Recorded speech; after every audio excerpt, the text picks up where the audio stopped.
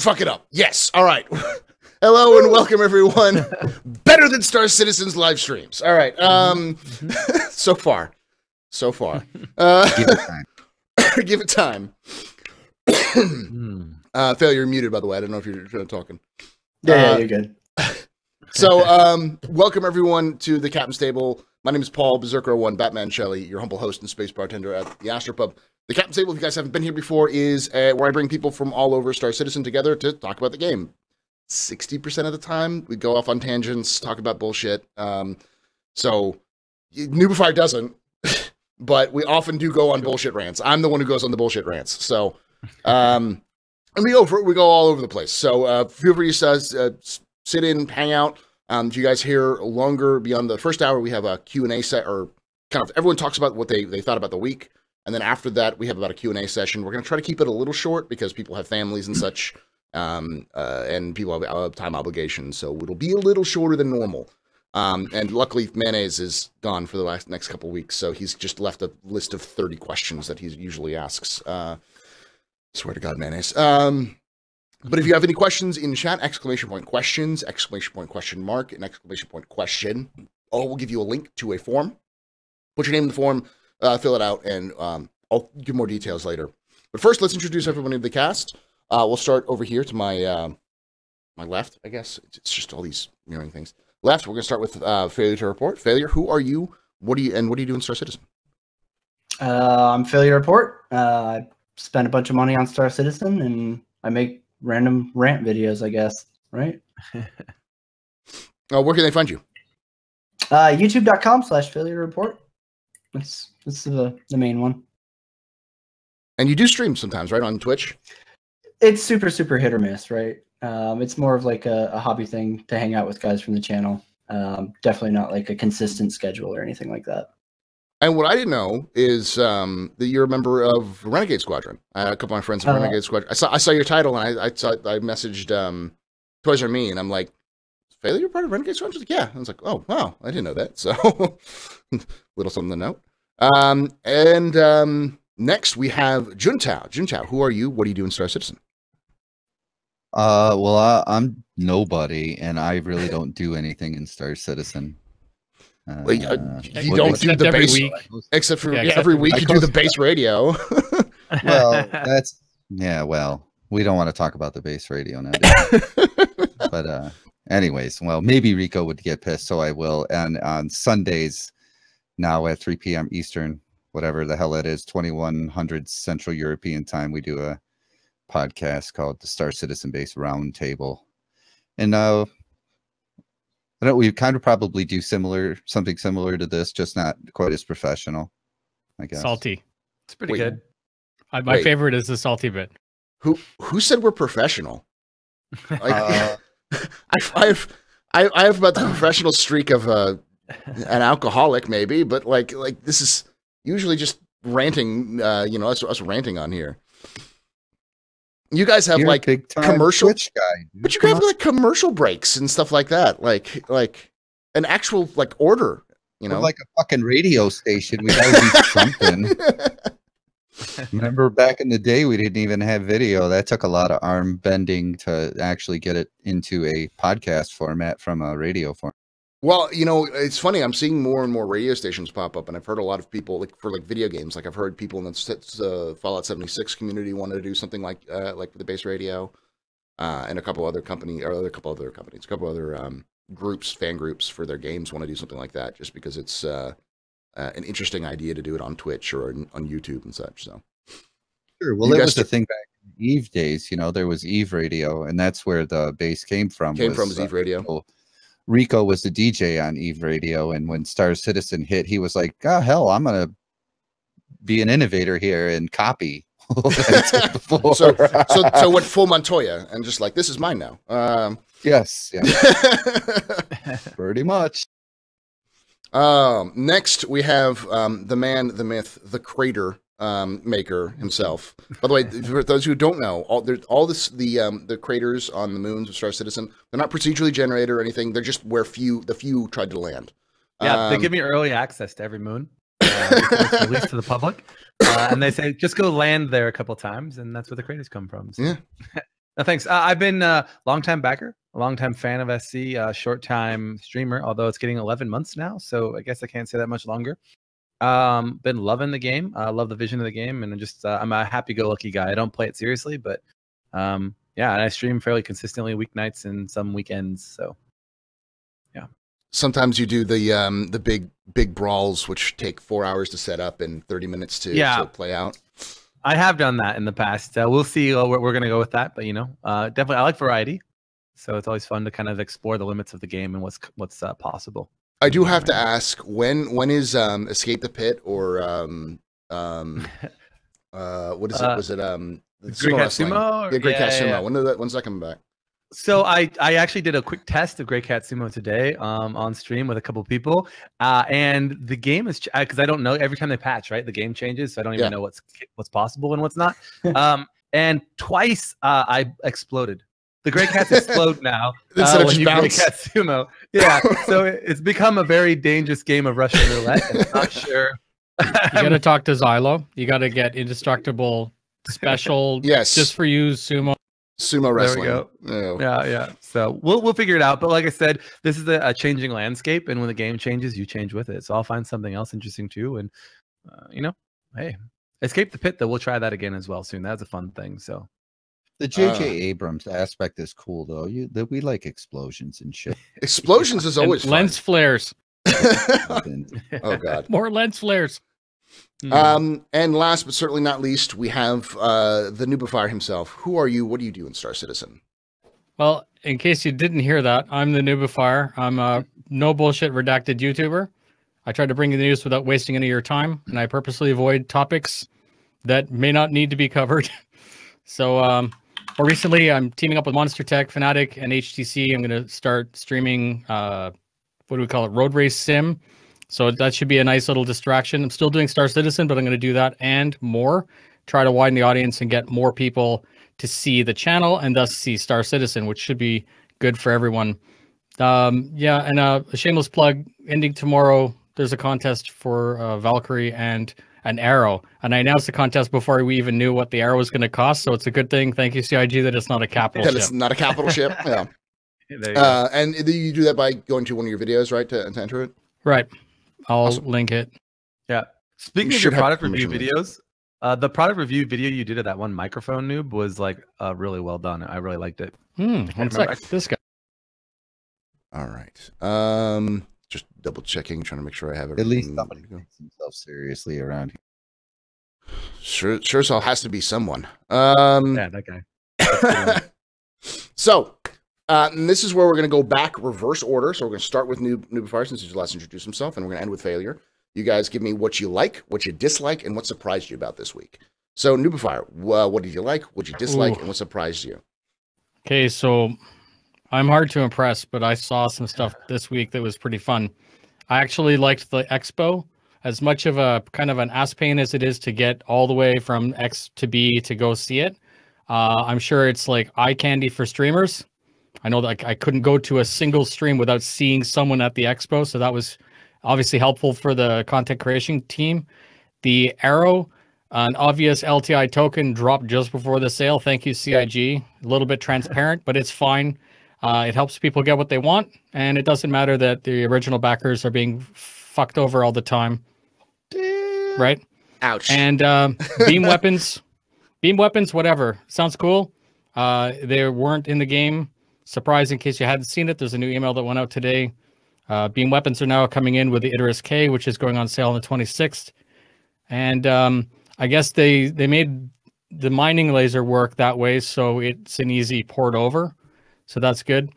72 months. This is something I like. 72 months is actually comical because, I mean, we were joking about it last year. We joked about it the year before, and like, is it going to continue? And of course, it did continue. Yeah. So in like 10 years, you're going to get 10-year insurance. Nobody's going to be playing the game in 10 years. We're going to be playing Star Citizen 2 or Battlefield 12 or something like that. Yeah. But whatever. It's as good as LTI. Icarus K looks like fun. I'm not going to buy one. And it's nice that the Icarus P owners don't have to spam F5, right? That they're reserved. So for those of you guys who don't know. No, definitely. That's what it said. Words matter, sir. Well, no, but okay, we can talk about. I don't know if we want to talk about it now, but like they in the email that I read, they said that if you get a badge or a token or whatever you want to call it, if you're an HSP owner, and that's what they said for Kraken. But didn't they say reserved. But okay, if they said reserved, okay, all right. Because it sounded like they said there's a limited quantity. You get the token in perpetuity, but use it. Remember, wave 1 through 6 was reserved, and 7 was a free for all. Yeah. So 1 through 6 is the Idris P owners, and then the free for all happens in 3 waves. And it's F5, F5, right? Okay. So if you don't have an Idris P, you got to play the game. If you do, you get the gimme. You get the mulligan, which is fine. Again, that is a nice segue into my fucking dislike for this. I hate F5 battles. They're stupid.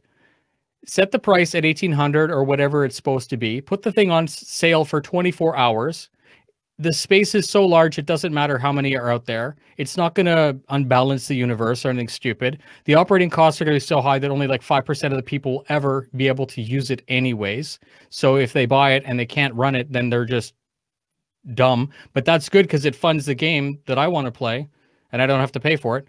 So you don't have to worry about balance. You don't have to worry about artificial scarcity or all that crap. And people aren't going to get pissed off. Just if you got the $1,800, and who cares? Buy it, right? Just put it on sale. You're not a fan. The snowflake badge. Damn. What?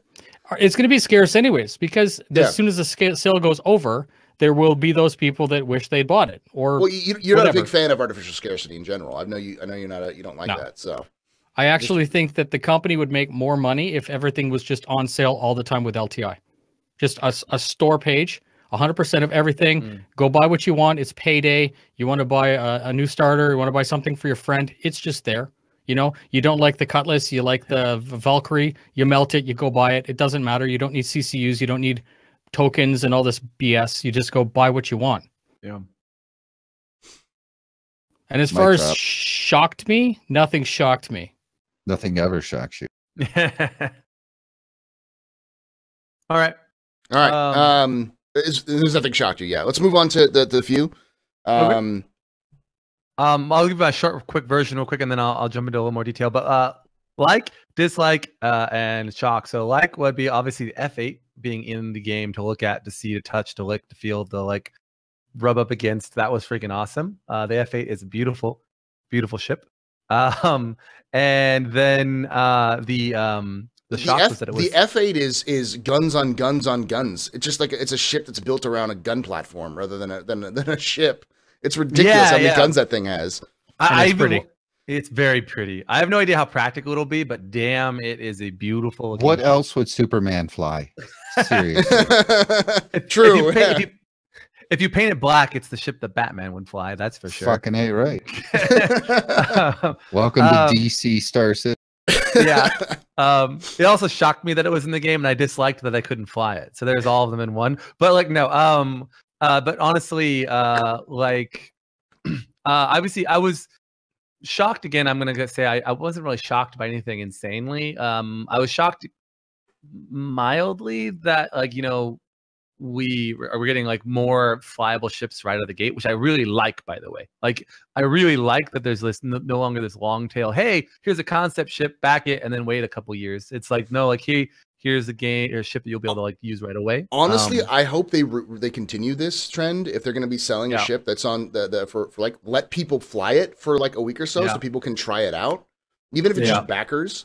Just because that makes it a little bit more like, hey, this is what the ship is. Because otherwise you have so many people who are like, this ship is garbage. It's like because you purchased it in concept, you know.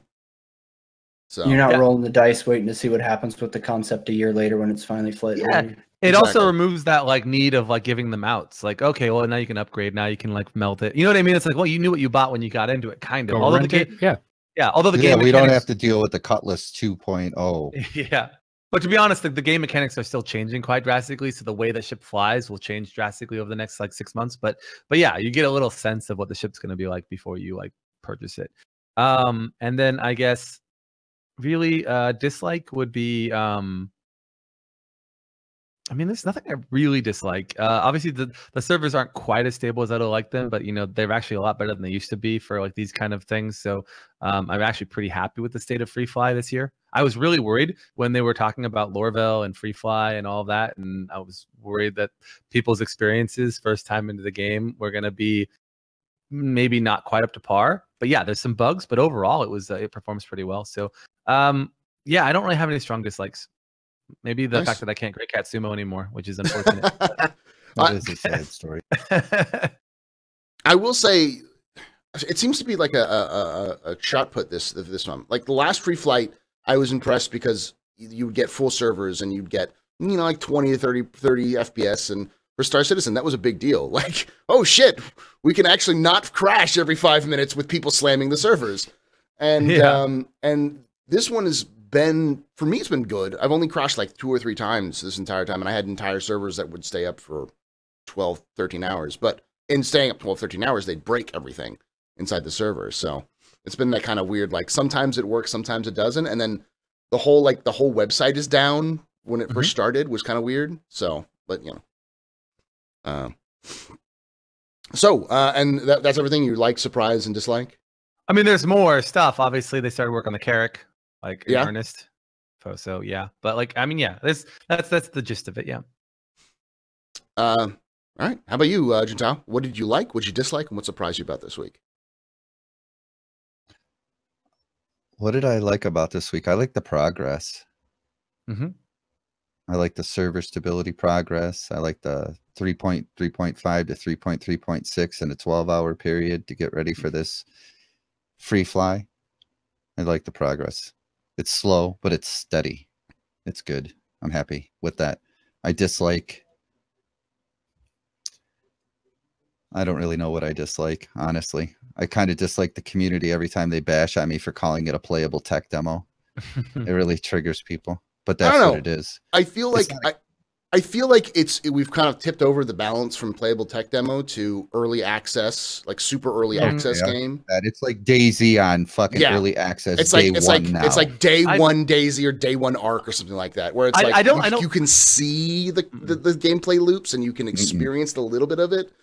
You can see it, but it's not there. Like, I still think it's tech demo territory, and I've always said that it will be like not a tech demo when you can buy ships in the game, and I am leaning like it's crossing the fence right now. But the loops aren't full. Exactly. No. The problem is the ship prices are very expensive, and the missions are too grindy for it to be considered a playable like progression in the game. So I still see it as a tech demo because there's also not enough variety of missions. Like the missions like are pretty much around Crusader, the same ones we've had since 3.0. Like they've had some modifications, but half the times the missions are busted. So it's like. It's hard to even justify that. Even if you grind Widow like nonstop, you never know when another patch is going to drop and they're going to wipe everything. So it's like, there goes all that AUEC. Yeah. And Widow's been busted for me. Like the last 24 hours, I tried to do Widow runs, and it's like, nope. So. Okay. I'm very positive about it. I don't mean grindy in like a bad way. It's just the game's not quite there to be like game. Like, you know what I mean? Where I'd be like, hey, I got to have fun. Yeah. Just you drop in and just play it. Yeah. That's what you disliked.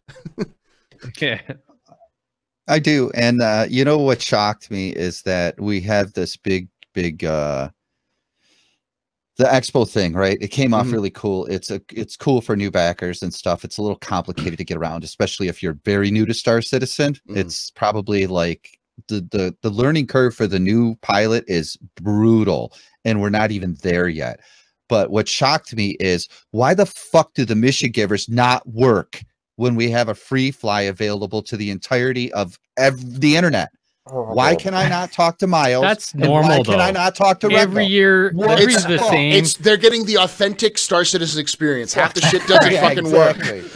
Right. They're setting They're setting expectations. No, they're setting expectations for the rest of the year. It's good. Yeah, right. There it's like it's the gatekeeper. Person comes in, clicks, it says, I'll keep playing. The other person clicks, fuck it, and they don't come back for a year. The problem is that like the problem that I have is that the mission givers weren't all fucked up before 3.3.5. And before 3.3 they were working mostly okay. All of the mission givers were, I'd give you like a 90% success rate. Every once in a while you get a bug server or something like that.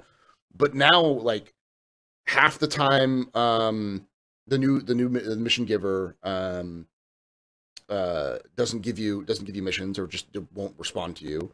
The well, brand that's new all.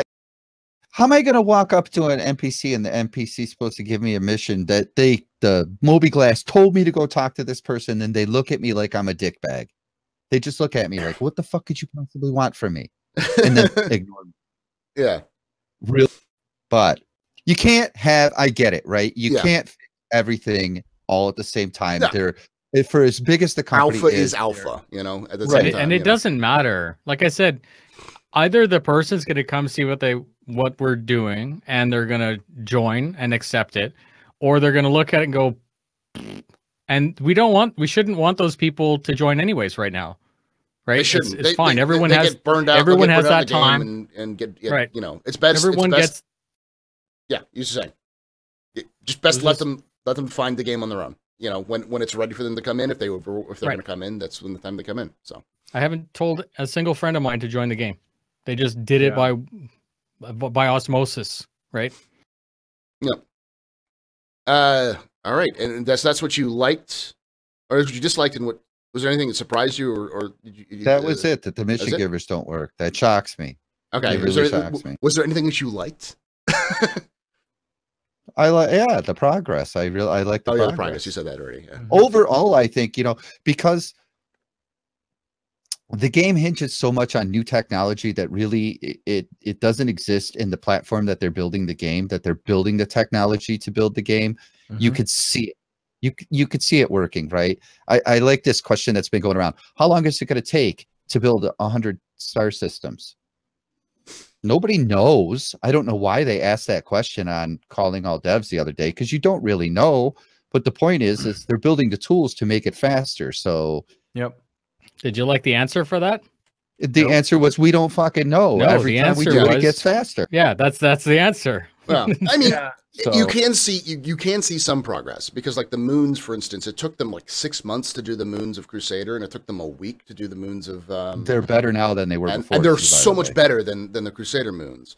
So I'm hoping that we'll see more progress. Now, I don't know if we'll see the entire Stanton system done by the end of 2019. That's my hope box right there is there. I don't know if it's possible or not, but I know that once the Stanton system is done, the other systems will be faster. Does that mean that they'll be done in a patch? Does that mean we'll get 17 systems in a patch? Maybe it means we get one system a year. I don't know. It depends on how fast they can tool up all those programs. I think some systems will be done really fast, and some systems will take a long time. For example, it's like, I think the Nyx system. I'm not as good at lore as you are, Astropub, but I think the Nyx system has like an asteroid and some other. You know what I mean? It's like it's pretty much dead planets. It's dead planets and Levski. That's pretty much right. It. So for that, it's literally just about building levels, which, by the way, they already have Levski mostly built. So it's like once they launch the ability to travel between systems, they pretty much already have the Nyx system done. Like, you know what I mean? So it's like, sure. And Pyro's going to take a few days to build, but Terra, so it's going to take a long time because there's tech that needs to go in there. So right now, there's a limitation on how many biomes they can have per planet right now, and there's other certain types of things that they need to improve for biome technology on planets. And so I think that for systems like Terra that are more advanced, most likely, than what you need for Stanton, then it's going to take more time. But you also have those are the exceptions rather than the rules. Like Sol and Terra are the two most difficult systems that they're going to have to build in the future. But of the 112 other systems, most of them are like Stanton. Like Stanton is actually harder because there's 4 landing zones on 4. That's why they did it first. That's why they did first. Yeah. So they could get all the tools set up for other stuff. Yep. Yeah. It all makes sense. It's just frustrating at times. Yeah. Dude, I've been here a long time, man. You've been here since day one, right? And I'm like, oh my God. And I get both sides of the argument. Why is it taking so long? You know what? I'm bored too, guys. Yeah. Like, but I want something. Yeah, I don't really care about other systems as much, and I know that's probably different than a lot of people. But like, I don't care about other systems so much as interactivity in the existing system, right? It's like I don't need a million bowls of oatmeal. I need interesting places to go, and there's so much landmass on the current system that they could do that in our existing space. So it's like until they can build out rich enough environments for us to have fun currently, and they are getting there. Hurston's amazing. It still needs some more work, but there's no point in really pushing beyond Stanton, I feel like, until you have really rich interactive like spaces in the current Like system. mission givers work. Maybe mission exactly. givers work, and maybe like actual like salvage, repair, refueling, those features that make the game, kind of important. I think salvage is close though, so that'll be a thing. It seems closer with the like the gun with the multi-tool, like, and how it like deforms the different parts of the ship. You guys played around with that, where you like kind of like you can actually see like the bubbling and the popping along parts of the ship. Right now, that just causes this whole ship to just explode once you reach a certain point, but you can see that where they're going with it. All right, so failure. What did you like? What did you dislike? And what surprised you about this week, Star Citizen? Let's see. I like the performance stability. There's been a huge base of backers who have been completely unable to play Star Citizen since 3.0, and 3.3, 3.3.5, 3.3.6 has finally opened that back up to a lot of them. I know Chris says that the FPS problems were small and limited in range, but clearly a lot of people have had the issue. I think it's ridiculous that they claimed otherwise, but I'm glad that it's back, right? I think it's kind of stupid for anybody to say that, like, hey, the FPS isn't better, the performance isn't better. You have to give credit where credit is due, and the performance is there in 3.3 and onward. So I think that's great. It's huge for a lot of people, right? Dislikes, I don't really know. Give us a shortened list of the dislikes for this week. I'm sure it's a long one, but it's not. It's really not. Dislikes would be like marketing practices and stuff like that. I hate that the community took War Bonds being LTI only. Like they just rolled over on that. I think that was super crap. I think there should have been a lot more pushback on that. The fact that it just became an accepted norm is insane to me. Honestly, I think everybody should have LTI at this point, right? Until the game is legit out of alpha and onto beta onward, it should just be standard. You have no idea what's going to get delivered, right? So everybody's taking a risk. I took as much risk in 2013 as the guy who backs right now. It's insane to me. And 72 months is like almost LTI at this point. Like it's a step up, right? But like if you don't cash that though, and you end up with like 6-month insurance, that's a joke. Come on. Or the Raven, which was like 2 months insurance for Octane. Yeah, which is weird. I don't understand that one. Like it's because you got that one. Did that ever get LTI? Or 6 months. Like look, come on, why? It's just so absurd to me. But the backer ones, the referral ones, those all now have LTI except for Gladius. The Gladius doesn't, which is a bonus. No, but the other ones do. I mean, that's a gift though. So I don't know. Yeah, it's a nice bonus though. It's that they should retroactively make the stupid Raven thing. I'm a fan of the LTI for all thing, just for ships you purchase with real money, just because it cuts out a lot of the problems that people have. Yeah, I agree. And there's so many backers who come into the game and have no idea how LTI works. They have no idea about it. Scares the shit out of people. Insurance scares the shit out of people. Exactly. And Noobifier's even said this on his video, I think, in the past, but it's this idea of like, there's like, if you're a new backer, you come into the game and there's a couple of ships, you're like, I want to get into the game. I'd love to support the game, but there's no ships with LTI for you to purchase. You have to wait 6 months to buy a ship with LTI. I mean, that money that you have might be gone, or you might lose interest by then. I don't know. There's a lot of, I don't know. Better than that, you're going to buy it and then you're going to do research and you're going to have buyer's remorse immediately because you didn't get the good. Yeah, you're going to have to melt and then your credits are worth less than what the fresh money you put in. And then you basically get fucked a little bit. And that's nobody likes that. LTI is overrated, but it's a fear factor in my mind. It's one of those things where insurance was never explained properly as a game mechanic, because people go, oh, so insurance costs money, like in game or like real money. It's like no, it's in game money, but it's never really like it's really no. But nobody knows what the value of that's going to be. And exactly. Like we don't know what there's no like actual understanding of what insurance is. Because even CIG has kind of said it's this, and then they've said it's this, and then they've kind of gone back and forth, and they're still in flux for them. And because it's a huge deal for people, like, hey, I spent $90 on a fighter, I don't want to have to lose my fighter if it explodes tomorrow. You know, I don't have to spend in-game money or just be like, oh, whoop, you're fucked. You lost $90 in the game. You know. I mean, that's never going to happen. It's not. But I think they need to. But you need, but the problem is that it's still there the way that the insurance has been explained. The way that it seems. But to CIG, the insurance is more of an economic in-game money sink than it is a community issue. Yeah, but they've also made it a sales point. Like, you can't not say that They they have. It's 100% a sales Yeah. point. Obviously, they've using it to get new money in the game. It They're- drives. it's a marketing As soon tactic. as they dropped war bond bullshit, like Failure Yeah. was saying, it made it something that they said it wasn't. So Ben Lesnick, where are you? Seriously. Right. Isn't But like, it, like Texas. no, He's he back lives in Maryland now. Oh, Yeah. even Yeah. further. Yeah. right. Last I heard, he had health issues still, so that's why he's unable to do like daily work. So that's why he's working remotely. No wonder. But like, So- but here's the thing: is like insurance either matters or it doesn't, right? It's like if it doesn't matter, give everybody LTI, right? Because like maybe it Right. has no gameplay impact at all. Like always you'll have some, but like generally like limited, or it matters a lot. And in that case, it's still like I feel like somewhat unfair the way that they're distributing it. But like I think the key question is really about long-term gameplay and how it's going to work. Like are your ships going to be the most valuable thing, or is the upgrade components and the weapons that you put on are going to be like insanely more expensive than the ship hull? In which case LTI is like somewhat meaningless, because when you die, you lose your cargo, you lose your weapons, you lose your extra special shield generator you purchased, right? So that needs to be explained more, but I don't even think CIG knows the answer to that yet. So I don't know. I think that's part of the problem as well. So Yeah. Failure, is there anything else that you dislike that was done this week? Anything that's recent? Oh God, not that I can think of. I'm sure I would think of something later, but We'll no, have not questions, so it'll probably come up at some point. Yeah, I So know, sure. was there anything that surprised you this week? Idris K, for sure, big time. As somebody who has been hounding an Idris M forever, that's huge. Even though it's not putting the Idris P on the same par with the Idris M, finally giving them a spinal mount is huge. I think that's great, and a lot of Idris P owners have been waiting forever to like have a justification for why our ship sucks.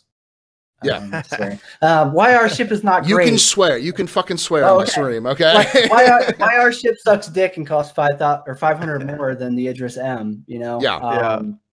I think the upgrade kit. You know, granted it depends on how much it costs, but I think that's huge for them. That's great for Idris P owners. Also, it's a different ship. It's not necessarily better than the Idris M, because the Idris M is going to have like military Right. components. But like, I could see Idris M owners looking at the P's and going, "Wait, I kind of want the Idris K now." Like, because there's some things there that you can't get. Oh yeah, Auto turrets and beam weapons. Yeah. I mean, to me, the idea of auto turrets is to reduce the crew load, right? And that's the one thing that all those people that have it say, "Will I be able to afford it?" And now it sounds like beam weapon is like the god gun. It won't be, but let's say it's very, very powerful, and the rest of the ship just kind of shoots like fires and aces, and it just works. You know, Mm-hmm. it could be super appealing.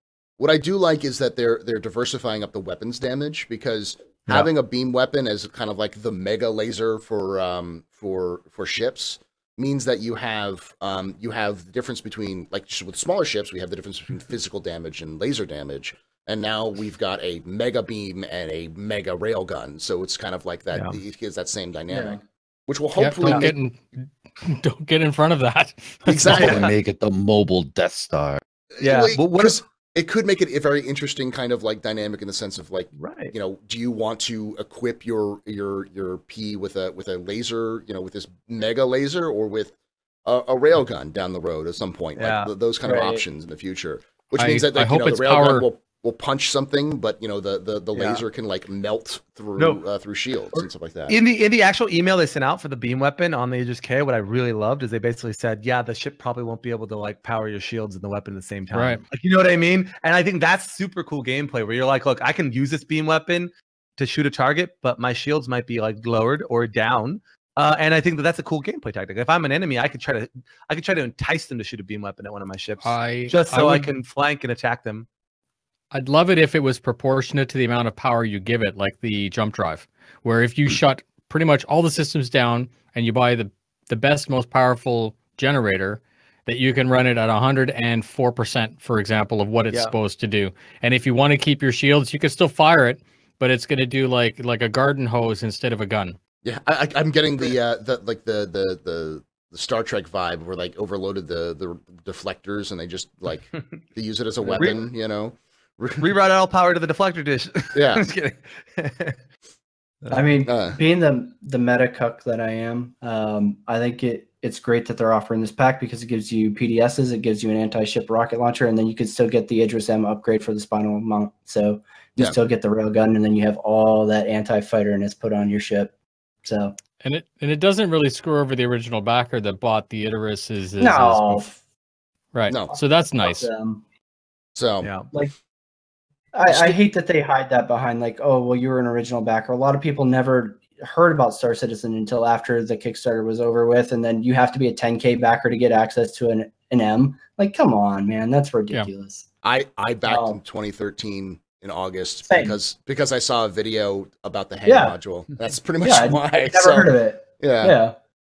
So I backed in 2012, but I wasn't as hardcore of a backer then as I am today. Yeah.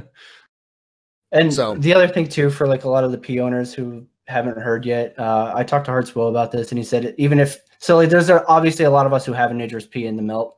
If you unmelt it, you instantly get access to the upgrade kit, so you don't have to worry about like that crap. You're not doing the waves if you own one. You're doing a wave if you don't own an Idris P. Okay. See, I misread that, but that's what Nubify had said. Yeah, Yeah. So, all right. Well, is that it? Is that everything you wanted to say? Yep. I think that was my surprise for the week. So, awesome. For those of you guys who have not done this before, now's the time for our question and answer session.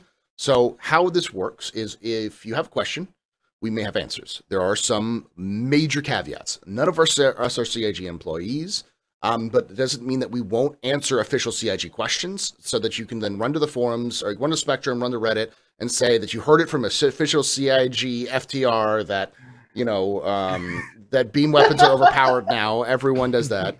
Make sure you tag every CIG employee as well when you make these posts. Please do that. My reign of terror. CIG. Also blame Christian because Christian's in chat. So just it's Christian's idea. This was all Christian's idea. Before we do the questions, can I make a question to Kirsten? Sure. Can we get one extra day added to the sale for the 502 Bad Gateway on the first day?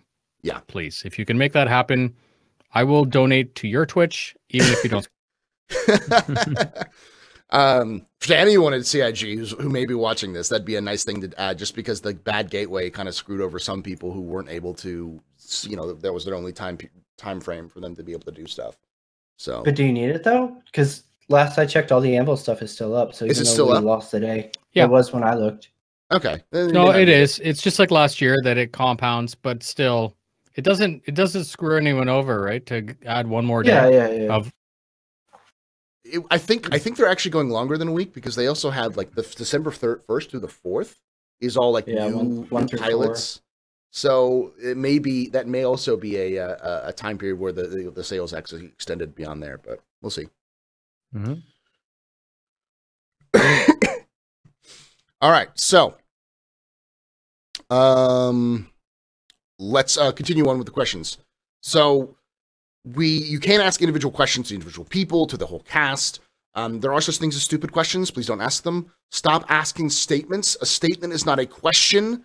And there are some questions that are so stupid they break terms of service, so please don't ask those.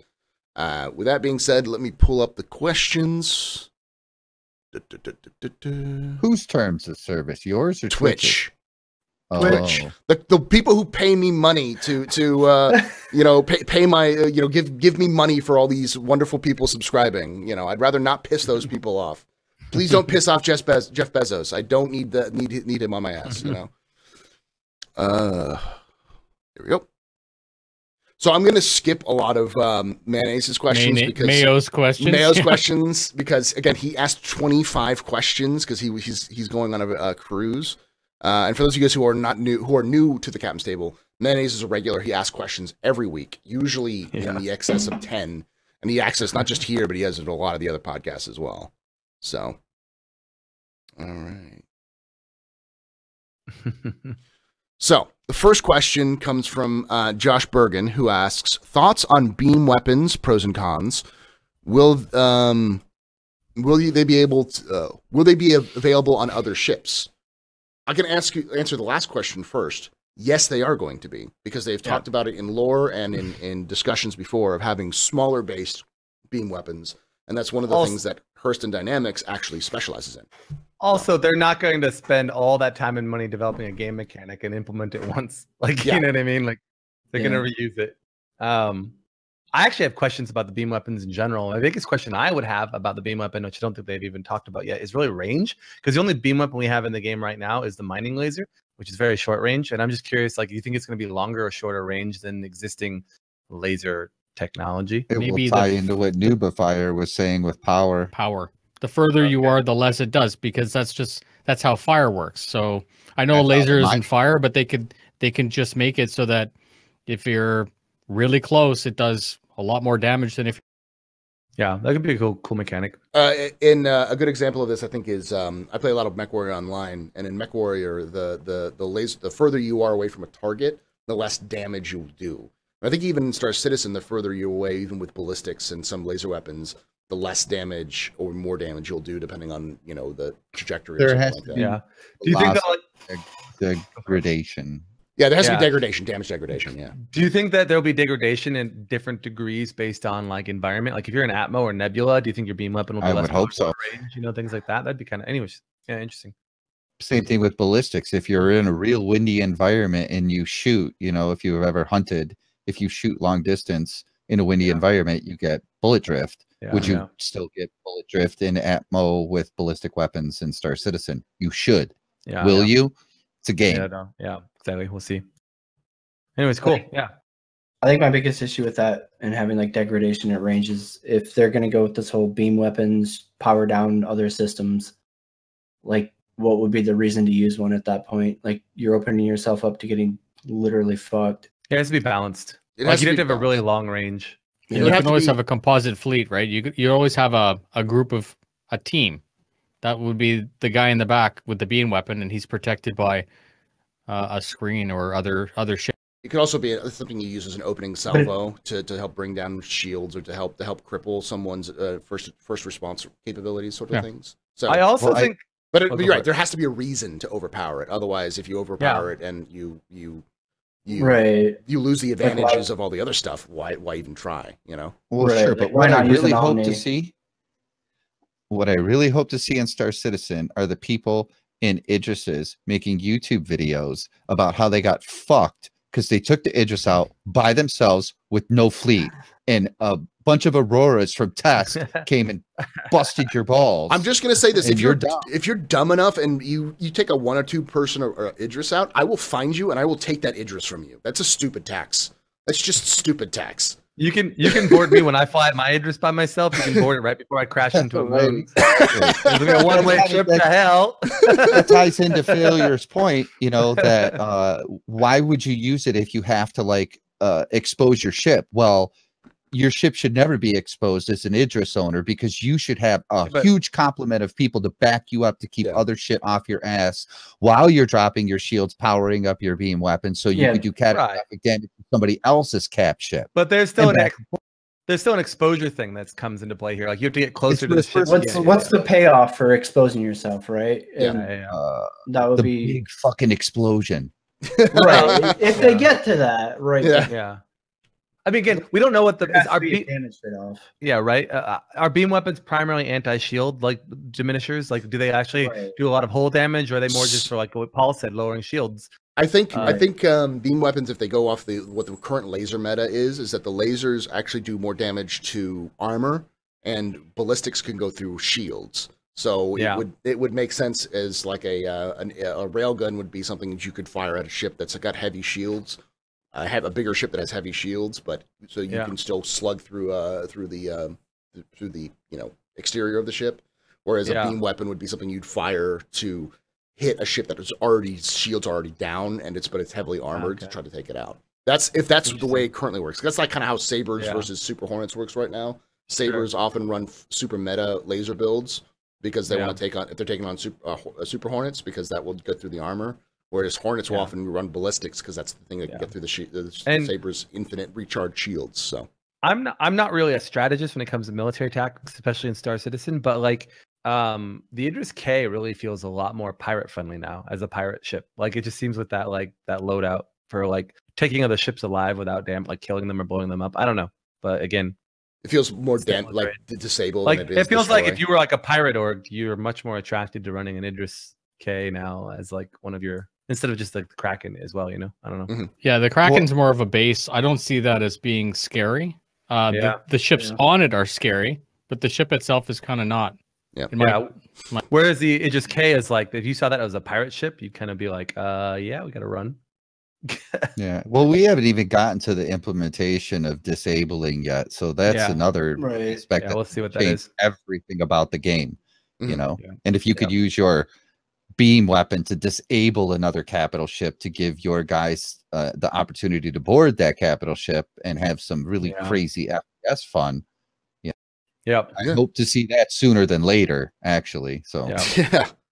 They're also bringing up chat e-warfare and there's a lot of other things like that. So yep. All right, let's move on to the next question. Next question comes from Joan of Arcturus, who asks, buy your dream ship's fleet or start live with a single starter ship and work your way up. Yeah, which one's better? That's a good question. I'm gonna take the lead on this one, and then everyone can hop in. I think the best option is to start with a starter ship and work your way up, because that's part of the experience of any game. Yep. Buying a dream fleet would make sense, and it would make sense for some people. But you'd kind of have to have friends. You need people to do that with. That would be like your org gameplay and that kind of stuff. Whereas your average player would probably have a better experience of 0 to hero. You know, working your way from Aurora to higher levels. I talk about this a lot on my stream as well, and like I'm of the mindset right now. It could change. I always reserve the right to change my mind, but I won all my ships for 2 reasons. 1, to support the game, which you should. That should be one of your main reasons to buy the ships. And then 2, because it's a goof off account. Like I stream and I want to just play around and I want to crash things, blow my ships up, and not really worry about the ramifications of having to on stream earn money to get my ships back and do all the other stuff that I would normally have to do. If I want to play the game seriously, I'm very much of the mindset of let's do rags to riches. Let's see what it takes. And I think I would enjoy the game so much more doing that way. So, but we'll see. When the game comes out, I might change my mind. Except for the Aurora. That's a no-go. That's a non-win. That's 6 months. No, the ability of the Aurora to earn money in the current gameplay is so minuscule. It's ridiculous. A Titan, Avenger Titan is a minimum starter. I think minimum starter. I think Nubifire says it best when there's 2. You know, you've talked about in the past Nubifire, like whereas these 2 starter ships are nice, but the real starter ship is the Titan. Yeah, there's 2 starter ships, and neither of them are the one you want. Yeah, right. So, and actually, if you want to start anywhere, you start with the Prospector, and you go out and you mine Layer Knight and make fucking money, and then you can kind of set your own pace. Or Cuddy Black. Cuddy Black is the next logical step, because you can do cargo. And then you can grind for your mining ship, because I also see the mining ship is a little bit more technical than land, pickup box, pick off, drop off box. So I think I would never tell someone they could start the game with a Prospector, because that ship should be escorted. They can kind of get away with a Cuddy. They're still going to get blown up. Like that's like let's be honest here. But I mean, at least the Cuddy you can do multi-crew, which you can't do with a Prospector. It has a significant amount of weapon. It has turret play. You know, you could pretty much do all the mission types from escorting to bounty hunting and stuff like that, except mining. So I think it's a win-win. You can mine solo if you're smart. Yeah. Depends. Well, it depends on. You can mine solo if you're smart, but I don't.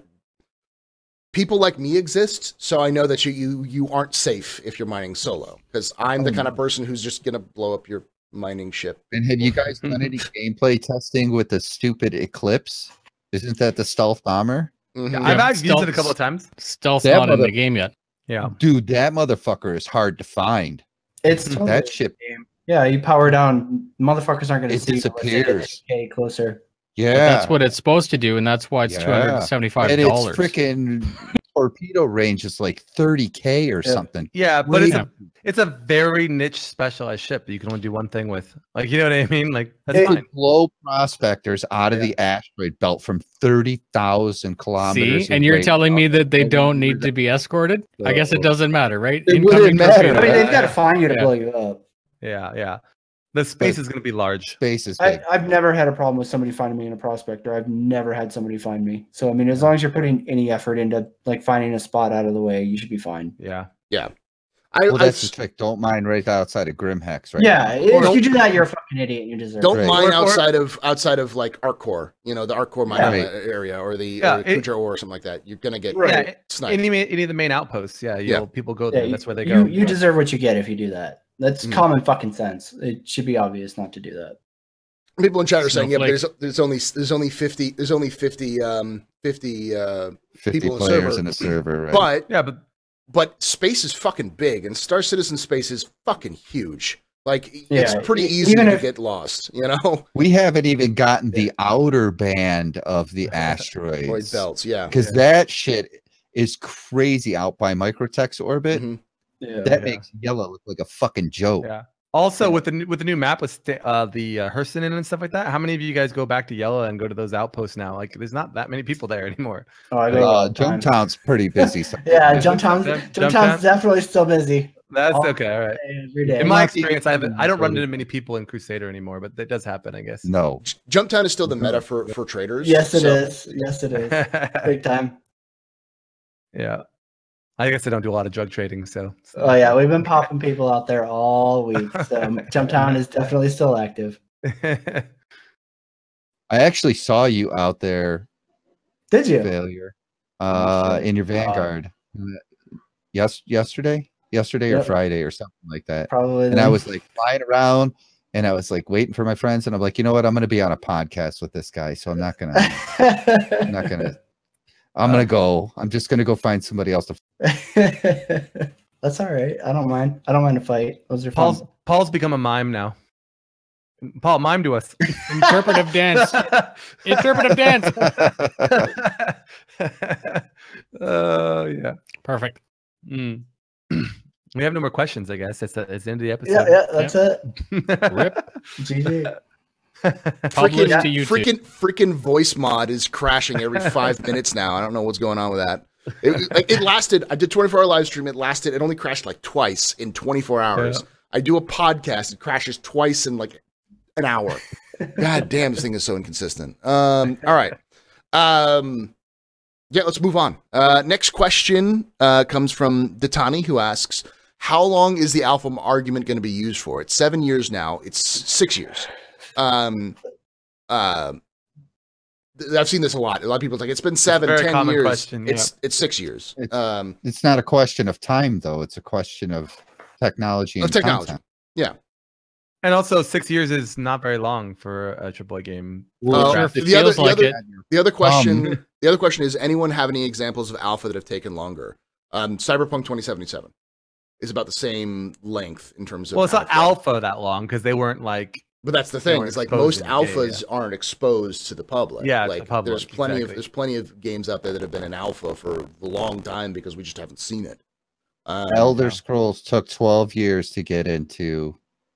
But nobody needed to go through the bullshit of watching it, which is why it'd be here though. Yeah. That's the I'm not complaining. I'm just saying that this is why it seems particularly long because nobody's ever bothered to do this before. Yeah, my kid's graduating from high school this year. I know how long it's fucking been. What's the statement? Is that watched pot never boils? It's like we're watching it. It's gonna seem longer because we're watching it. And sometimes the technology breakthroughs that happen, you miss because most of you probably don't have children, but when you watch your children grow, you don't see them grow because it's happening a little bit at a time. And it's the same thing with Star Citizen. Sometimes you're so engaged in it that you don't actually see it growing. You don't see the changes taking place until something hits you in the face and you go, oh, wow, that works now. That's crazy. Like this last patch. Right. Yeah. Like stability, like Failure was saying, stability, stability. Who's talking about stability? It's pretty fucking stable in 3.3.6, comparatively speaking. And frames. Yeah. My issue with that stuff is that, frame rate is great in 3.3 onward, but it's also great in the terms of we're getting back frames that we had in 2.6.3. 3.0 utterly fucked the whole game. We didn't suddenly get incredible performance. We got what we had back. That's my only issue with congratulating CIG. I mean, it's great. It's great, obviously, because it opens up the game again to people who used to be able to play it and haven't been able to since 3.0. But at the same time, we're just getting friends that we had back. I think he's gone again. Yeah, he's muted again. But Let's all talk Yes. for Paul. Yeah. yes, but to your point, the amount of technology that's been implemented and the amount of data transfer that occurs in the current game build compared to the 2.0 series, Mm-hmm. it's so exponential that we should be relatively satisfied that the frame rates have returned, because what we had then was a shell, not even a shell of what we have now. It's completely different technology. Yeah. Moon, were there moons in 2.0? Nope. No. I mean, not that you could land on. Not that you could land on. Because that all came in 3, right? Yep. Yeah. There was yellow was in 2.6, and I don't know when it came in. Maybe before then, maybe 2.0. But it wasn't. It was just Yeah, like you couldn't a land it. picture. Yeah. It was like Crusader is today. It was basically like that. And Grim Hex was the first moon that we could actually do it. Okay. So I fixed it. So I just turned off virtual. I would argue one thing, FTR. Maybe you were getting 100 FPS since 2.6.3, but when I was playing 2.6.3 for the year that it was out, I was getting maybe 30. I think there is a significant performance boost in Star Citizen 3.3 that we haven't seen before in a consistent manner. But I do think that you're right, that we went from having a better build to having It's garbage better, right, and then for sure. pulling it back up. And Yeah, we've for had sure. and we're having more stable in terms of like there's less crashes, but that changes every other patch. Some patches yeah. patches are more crashy, some patches are less crashy. Right. Like 3.3.6 has been incredibly stable for me, but like Yeah. other ones have been a nightmare. And I will say like Lorville is still super low FPS and garbage. Super Yeah, fun. yeah. But like considering what they're pulling off is But right now understandable. But I've also experienced between PTU and live Lorville is there has been a significant increase, Massive. and by significant increase I mean from 5 FPS to 20 FPS. It's Yeah. still not like super playable. But Lorville in itself is bigger than most goddamn games. yep. Well, I mean, not in content. but- the Geographic. area is, but the content's about the same Right. size as like a Battlefield map. So Yeah, smaller than that even. I mean, like the playable area, like it's great, right? Like, I don't want to knock on CIG overly, but like Lorville is essentially, a couple playable hallways and corridors and like a landing area. But for the most part, it's just yeah. like Well, you're just Prop not talking gen about crap, that other right. content. But like right. There's Three- nothing there. 3.4, You can get through the map. Yeah. Oh, sorry, go ahead. Oh, sorry. No, for 3.4 will double the size probably. I'm assuming of maybe not double, but like because of the business district. Right. I do expect Lorville's playable area to get bigger and bigger over I time. fucking hope so. Yeah, for sure. Yeah. mhm. And I expect Well, if we have things a- to increase, but the other issue is and I think CIG is realizing this is having space for the sake of having space is boring, and you need to have space that's usable. And right now, that's what they're dealing with. And I Yeah. That was the Carrack. They said that Yeah. about the Carrack. Yeah. But not necessarily in this case. I mean, like, there's value in Lorville, even though most of it is like fake buildings that you can't go to or touch or go in, right? Like when you approach Lorville, when you like go into it, it creates a very immersive experience. that It you would if wouldn't there have weren't giant otherwise. no-fly zones. Well, the no-fly zones are probably there to keep us from getting too close to the buildings and realize There's how they're, which that are they're fake. super Yeah. You know what I low mean? res. Yeah. Yeah. The real low-res textures. Yeah. Like it's either no-fly zones or you get the like see behind the magical curtain. I would be fine seeing it, right? Like, Yeah. I would Yeah, rather yeah. have the low res shit and be able to fly around the goddamn cities than like have yeah. Would it 99% of it blocked out. Would it make Yeah. more sense to you to have like indestructible shields around all the buildings, like ship shields that conform to the building I don't shape know. and let you fly between the buildings, but the building is protected by an actual shield that if your ship even comes close to it, it Miniguns. explodes like it does now? Yeah, Every I mean, building just- has a minigun on it. Yeah, just One shot, one rain in the kill. fucking A instant. beam Spread. weapon. But Yeah. they said time and time again that game development is iterative. This is tier Right. 0, first city. We'll see where they go. I've doubted a couple of times in the past, and I'm sure that they might not improve like massively, but I think that like CIG has big plans and they're going to continue to iterate. And as they get to Arcor and beyond, you're going to see cities continually improve. So a lot of our issues that we have with it maybe will go away. We'll see. But That'd be great. Well, yeah, I have no idea. That there's 5 guys sitting on a podcast on the Astro Pub's Twitch channel right now, contemplating the big questions that CIG has already asked themselves. I'm sure they're arguing about this shit. Like, Right. knowing the people So that I know we're not at solving CIG, the that's the world's kind of shit fucking they problems. do. They've talked about this months ago, and we're just catching up with them because of what they're doing. And Chris sits down and goes, "What is it going to take to get it in now? Because I need it in now." Yeah. And they go, Yeah. "Oh well, the simple solution is going to be we'll just create an artificial barrier and not let anybody go there." And he goes, "Make it fucking happen because it needs to." So why not just make that barrier over only the landing pads and let people explore the rest? I mean, like, there's that barrier over like the outline little city sectors too, which doesn't make any sense. What's the point of blocking that out? Yes and no, because remember back in the day when they talked about coming into ArtCorp, it was going to be ATC took control of your shit and flew you through a little tunnel. That was 2014. Remember that? And that's so now you can kind of like fly 3,000 feet above the I think surface. I agree that like there should be some more cool I can do tricks between I agree. Yeah, like that damn Avenger commercial. But the thing is, you got to understand that they're making choices, hard choices between delivering content like earlier or not earlier. They're like talking about the buildings aren't physicalized. Many of them aren't. I've already like fallen through many times myself. Right. On the ground. You've probably done it yourself, right? Like, and I don't know what the reasons why they aren't physicalized or why they don't have high res textures. Maybe they don't because of a technical issue. You know, they're always making trade-offs, and they are. Any questions we've asked, like Genta said, they've asked themselves, and they aren't making these decisions because they feel like making a crappy city. They're making the decisions because there are literal trade-offs to either development time they don't want to put in right now, technical limitations to like the way the game's developed, or, you know what I mean, or who knows what. So, or maybe they're drama whores and they really like they really like us yelling at them. I think that 99% of backers would rather be able to fly around, you know, even the low-res Lorville and be able to see it, and like, you know, even if they're not physicalized or whatever, just be able to like fly around it. And that's the only decision I think that you would have to like ask. That's something they could have made a decision on. And I think that they probably decided that, look, people posting a whole bunch of videos on YouTube talking about how these horrible and low res unphysicalized buildings, they probably thought that was probably worse than just blowing people up. Like, you know what I mean? Well, like, you know, you have videos of people who like bug out the no-fly zone and get to fly around that shit. And, you know, you sit there and like, man, come on, just let me fucking do it, CIG. Like, fuck. I do think that the no-fly zones do have a purpose. This is part one, I think, and I think eventually we'll see no-fly zones where they're like, "Hey, pilot, get back on the flight path," because when you have like a city like Lorville and in 3.7,000, whatever 3.7,000, whatever patch where we get like, you know, more people in servers, you have 400 people trying to land at Lorville. You're going to have a clusterfuck of people trying to land at those pads. So you're going to need some sort of organization. But I agree. I think they went a little too hard on the fun detected.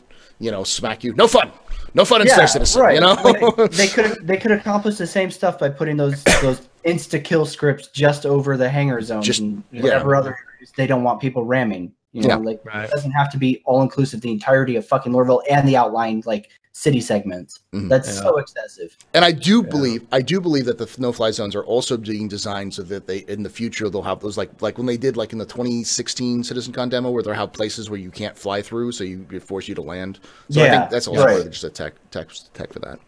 Yeah, and then they'll use that same technology to like implement the AI. Like, okay, you're too close, now we'll shoot you down. So I'm sure it's all going to be leveraged for the future, but. I liked it better before where there was the indication that you were entering the no-fly zone with just the warning buzzer before they gave the graphic. Yeah. That was so much better. You were like, beep, beep, beep, beep, beep. Nope. I was so nervous, like when I was flying around early PTU, because you couldn't see where the borders were. I was like, you don't know. It was better that all way. you hear is that beeping, and you're like, "Oh fuck!" Then they could have just set off a little, like Noob was saying. They could have just triggered some animation that shot laser bolts at you and fucking blew you up. Or they just pull you back, or you just fly back. Like you instead of blowing, they just take control of you. Just like, nope, you're going away now. You know? My first Lorville experience was I was flying in and Diabolus was in front of me and he was landing, and I just remember seeing him going for a landing and all of a sudden he exploded. I was like, "Well, I'm gonna just stop here and land." All right, so let's move on because we've got a lot of questions and I don't want to keep this through this. Next question comes from Jackson, who asks, "I've been eyeing the Vanguard Warden for a long time now. Do you think it would be a good quote-unquote daily driver in the full game, or would it be unpractical?" No it's cargo. not a cargo hauler vessel. If you're getting a Vanguard, the reason why you want to get a Vanguard is because it's got a big fuck off weapon, lots of missiles. The original Yeah. concept for the Vanguard would be a sound idea, but with the flight mechanics coming in like February, like I've completely not made any assessment of any fighter.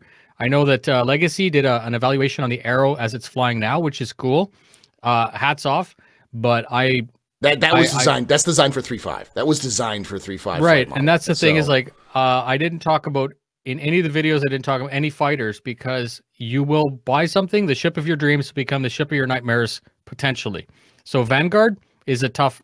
If you go straight off the technology of the concept, yes, it's a good ship, but it doesn't behave like that. So it's. I know people who have the Vanguard who like it because it is a good combat ship and it's a decent ship to use for those pick up and carry missions because you can just put the boxes in the bathroom or something like that and it'll keep it like safe.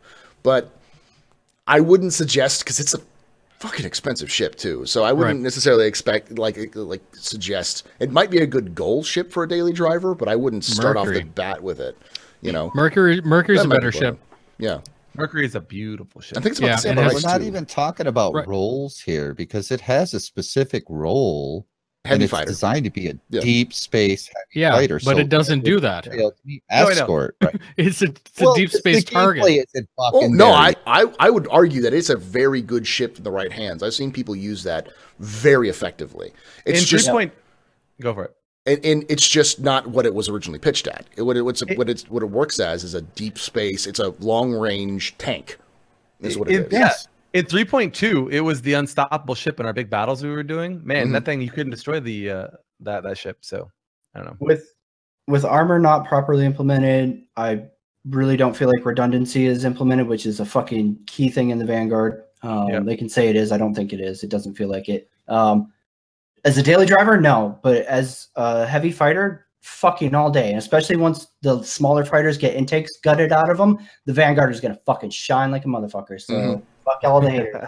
It's very excited because I saw him in the Vanguard the other day. I've been a Vanguard fanatic since day one. Diablos flies that thing like he stole it. Like he has built every single. Because the thing about the Vanguard that also makes it interesting is that it's got the bucks.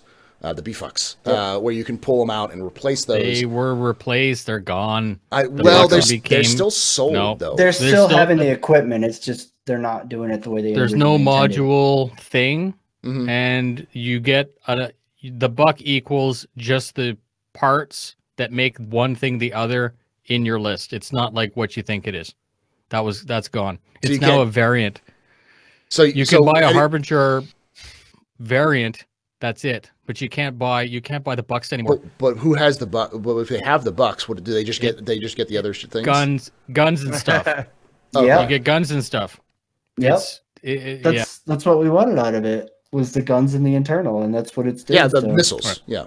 Like the but I think a lot of people bought it because they thought it was going to be like an Endeavor thing where you could lock it in, use it for a day, pull it out, put something else in its place, and I don't think it's going to function that way anymore. It's like having the spare parts, just like if you have a bunch of fucking old UEC or not UEC, but Voyager Direct or whatever parts. You're going to have them in your inventory, and you're going to be able to put them in back and forth, right? So like it's still accomplishing the same thing. They're just moving away from like having it the way that they originally set it out. So I don't mind. Like as a Vanguard fanatic, I'd still roll with the bucks. Let's move on because we've got a lot of questions. Even ignoring mayonnaise questions. You had a quick thing. Really? Dang. Yeah. Next question comes from from Pro XA4. Who asked, I thought customer relations promised to grant the Gladius referral LTI retrospectively to backer accounts. I've been told this by CS. It may be promised, but it's just not in there yet. Because LTI doesn't matter until the game launches, so that may be it may be something that just isn't registered in yet. Like I remember when we got the rewards for, or we had it wasn't even in our accounts for the stretch goals. If you were here for the stretch goals, it took like 2 years after the stretch goals stopped for them to actually add that to your account. So because most of And them people don't have their Toby, USB stick in yet either. yeah. So I think it's one of those things where it may be add to it, but you know, and if CS has said it, maybe that is, but CS says a lot of things that aren't true anymore. So Here it is, ladies and That gentlemen. is That's the your constellation. That's a beautiful constellation. I swear to God, when that comes out, it's just going to be the launcher. They're just going to ship it to you and be like, "Hey, here's the launcher. Go download it." 128 megabytes. It's going to be a picture of Chris. Just hot glued on that thing to one of those 3D printed constellations. Yep. Next question comes from Beatwagon, who asks, "How do you feel about travel time so far? What are your opinions on the fact that due to lore explanation of larger drives, more expensive ships, as a general rule, quantum travel faster than cheaper ships?" I think I will say I think the reason for this is carrier. Yes, carriers. That's what I was gonna say. At first glance, that's why I think yes. So obviously, time will tell if I still like it long term. But faster jump times for larger jump drives with higher quality jump drives gives carrier value. Apart from a couple other things, but like smaller ships fly faster in local space, bigger ships fly faster in quantum space. That goes 100% against that entire document that they published a year or two ago. Fuck and that I'm not document. being salty, Right. but come on, guys. No, yeah, right. Like you could argue about communication and a million other things. Yeah. And I haven't really sat down again. I'm not a strategist in that sense in the game. I just goof off. But like at first glance, it seems like a good thing from a game mechanic perspective. But Yeah, I don't know. everything was supposed to be 0.2, but I mean now it's not so much. Point I'm two just- isn't good enough. I Curious know. how that affects like It's not. ships jumping with escorts and shit like that, right? Like, you say go- you have a Starfarer and you jump. What happens to your fighter escort? Like they're gonna arrive The 5 minutes after Starfarer you. would have to That's- slow down. that's It would that's have to- yeah, that's what the quantum linking is about. Yeah, you link Yeah. up. You go as As fast fast as, as fast as slowest the versus- I've never slowest used ship. that shit, so Yeah. Yeah, Yeah, that's- we've tried it. We've tested it. It works. it does work. Okay. Yeah, it slows the Starfarer down so your fighters are with you when you. I don't come mind it then, right? Mm-hmm. Like, so as somebody who's played a lot of Elite since 3.0, I like the longer quantum times, right? I think it gives you a chance to get up, do something fucking in real life, like go get food, take a fucking piss, whatever. It also gives you time in game to get up, do shit around your ship that you need to get done. I know a lot of people are going to hate them, but I think longer quantum times are great. It's going to take 3 days to go 2 systems. I dislike the longer quantum times to a point. I think there needs to be something to do, like Yeah, for sure, right? Especially, also- you know, like, you need like things Okay. like hey, check the news at Hurston. You're going from Microtech to Hurston. You check the news at Hurston to see what the fuck's going on, to see if there's like jobs there or some leads you can pull up, or hey, I need to pull out my my shield, and replace a component in the shield, and put a backup shield generator in there or something like that. There needs to be something to do other than just hey, I'm gonna go take a shit. Right, but then again, it also I don't know if I love it again yet, but like I think the long quantum times are going to motivate people not to quantum very much in fighters and smaller ships. Like you know what I mean, single seaters. Like what are you going to do with your time? It's like Link up. it's a tactical Link up thing and- too, right? Like yeah, you can't have it to where somebody can instantly jump in to rescue their friend, right? Like they need that separation. It's a tactical thing too. Right. Yeah, it's the fear of open space. It is Yeah. exactly that thing that you can't just call the org and have them arrive in 30 seconds and save you. If you happen to come across a large organization that's trying to kill you or take your stuff, it's over. You give them your stuff. Yeah. And that's the risk you run in being, like you say, put yourself in a stupid position, and you deserve to be rewarded with stupidity. Well, it also brings some things like in Elite. You bring up Elite. One of the things I enjoyed in Elite was sometimes you'd get interdicted by local security to scan you to see if you had illicit goods. And I think that kind of stuff will happen in between quantums so that you don't just go from point A to point B for like smugglers. You go, hey, I'm going to go over here. I'm going to go over here. I'm going to go over here. Yeah. I don't mind it if it's persistent and real. I don't like it in Elite because they just randomly spawn and It's chase just you random. down, and I think it's so fucking stupid. But I think you'll have something where it'll happen where like It'll be a long. that would be fine. it'll be like a So- checkpoint. You know, think of like a like a drunk checkpoint at like like New Year's Eve where like everyone has to go through this breathalyzer stuff. So. They've already explained. Have you this been a little drinking, bit. sir? Get out of the spaceship. You know, your eyes are dilated. They've already explained this. All NPCs that, at least so far as right now, they're going to exist as probability bubbles. So it's like there's going to be a certain law bubble. The NPCs will exist in certain areas as statistic probabilities, and they don't actually exist physically, right? You enter that area, you're rolling the dice, and this is maybe an area that has high police action, and if you hit that dice and the dice rolls the wrong way, they'll spawn, right? So there will be a sense of you only get them to spawn in certain regions and certain spaces because of those probability volumes or whatever they want to talk about. But yeah, no, I think it'll feel That's real. accurate for what But Tony this said. incentivizes the whole purpose of the game, which is teamwork, right? And that's the thing is like anyone that joins the game thinking all I want to do is fly around, like dick around in a prospector and mine and stuff like that and grind. That's very likely you'll be able to do it, but you won't be able to do it where you think you want to do it because you're going to find someone who wants your stuff and you're going to need a team. So I don't think that anyone should even consider buying this game or trying to play the game unless they plan to run in an org. To me, it just doesn't. Even if you're in an org and you're still doing those little solo missions while you're waiting for your team to arrive, that's fine. But it's just reckless to consider that you'll be able to go out in the black and actually do something and not get shot up. Yep. No, Is this the part of the show where we have the enemy contact org advertisement?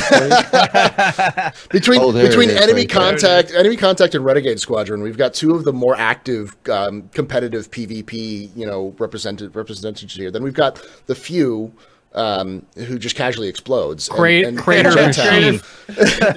and Juntao, who is actively trying not to get shot in his goal. gameplay. Yeah. I think In the real other life thing- as well. The other thing for like Quantum Times that kind of is relevant to the people here is, if you're a streamer, those 15-minute jumps are gonna really fucking suck because I noticed a lot of people are like, Oh, you could. a lot of people are like, dude, do something. Oh my god! That's And when you're you could have a contest. Yeah, Spin the wheel. I will say Yeah. the few and I think can completely understand this because what's great with that 15-minute quantum time is you can be like, hey, chat, what's going on? It does give you Yeah. a chance to catch up with chat. Also, Chat's like, hey, I got to oh use my the bathroom. God. I'll be back. Yeah. yeah. Here, have a great picture of a ship traveling through quantum while I come back. But yeah, no. One last thing before we're reading this question Move over on. the disc or whatever. But yeah, is I want to just re-emphasize what you said, Paul, about carriers. It's such a big deal. Like, it's so cool because it's going to give, like, you're going to see carriers everywhere now. Like, if you want to get a fighter group from point A to point B to respond to like needs, like, that's it. That's the only way to Krakens. do it. Yeah. Krakens all day. like Idrises, like you will literally see them everywhere now. And then because you're going to have carriers bringing fighters in to exert influence and power, you're going to have capital killers. Now all of a sudden, fleet warfare starts to make sense. You're And not you have to bringing in capital ships just because. Yeah, you have to have organizations. Like, you're going to have a rendezvous points where people come collect all their ships together. You have to have coordination. Who jumps first? Do you all jump together? Where do you go? How do you influence control? There's a lot of more of those questions because time is a factor rather than just space. Yeah, and I'm a firm believer that fighters are going to be one of the key ways to influence, exert power in the game. And because you have to transport fighters in carriers, it just creates this need for an escalating fleet battle that you wouldn't have otherwise had. So. And the other thing is, I think that this is my hope beyond hope, and I think CIG is going this direction, but CIG has confounded me in the past, which is I hope going between somewhere like Crusader and Hurston should be like going between Systems and Elite, where you have it has its own mission and ecosystem in Crusader where you can stay there and you can have play over and over and over and over again. But if you're leaving Crusader to Hurston, you have to kind of regrind some of your rep, and there may be a mission that pulls you over there that gets you higher payouts, but even Hurston has its own ecosystem. So like people aren't forced to just jump between Hurston and Crusader or Crusader and Microtech all the time, because that would just end up being most of the gameplay being travel time, which is not fun.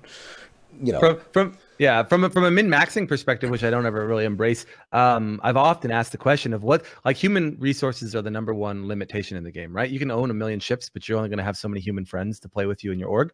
And what's the point of dedicating 10 humans to a capital ship versus like having 10 fighters? Like 10 fighters seem like they're always more powerful. Like the idea of like creating more need for capital ships beyond just, oh, they have big guns is super like key for me. Yeah, I can really start to see capital ships becoming like necessary from a human like investment perspective. So I can see a cap ship like a squadron being the crew for the cap ship, right? If there's what does Aether's carry? 3 small ships?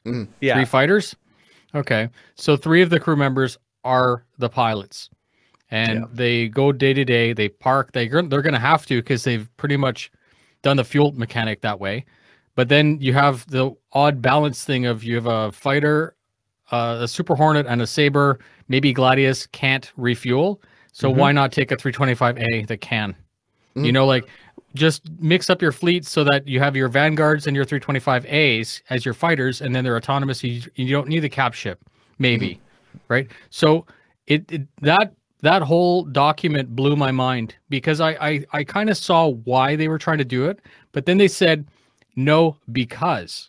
And no because doesn't work in a game that's supposed to be a simulator that's supposed to have lore and all the stuff that makes sense, right? Why because is something you tell your kid if you're a bad parent. Yeah, maybe. All right, we'll move on from this because we've got a couple more questions. And no kids. I'm going to try. Good thing. So we got a couple more questions, and I'll skip a couple of them probably, just because I want to keep this as short as possible. I don't want to kind of drag people way too far. Yep. Next question comes from Could Be Anyone, who asks, "How do you fix the problem that the game simply isn't fun? The only thing to offer to me currently is fly around and look at viewscapes." I will say the game's not done yet. Yeah, but that is fun though. That should be the whole idea of exploration and playing with your friends. So maybe you're doing it wrong. Maybe you're not doing it right. Maybe, or I like to be of the premise, like, first of all, the game's fun to me. I wouldn't stream it if it wasn't. So I don't agree with that. It's not fun, but I totally can empathize with it's not fun for them, right? You know what I mean? Yeah. Like, there's a lot of games people love out there that I don't love. So everybody's looking for something different in the game. Maybe long-term Star Citizen isn't the game for you. Maybe it is just isn't the game for you yet, like Paul was saying, right? Yeah. So it's like, just gotta wait and see. I think there's a lot of mechanics which we haven't seen yet, and there's a lot of unpolished. And I agree. It's for some people, like, Knowledge often comes in and says this game is boring, and it's like I can understand that because the way that Knowledge plays games, he plays a lot of like MMOs, but there's a lot of those are Finnish MMOs are about getting to the next level, getting the right sandbox. Gear. It's in a sandbox, the fun isn't the next level, right? The idea of the sandbox is whatever you make it. Yeah. Come up with something to entertain yourself, and then you go see if you can do it. And the game doesn't support it fully yet. But I have been around.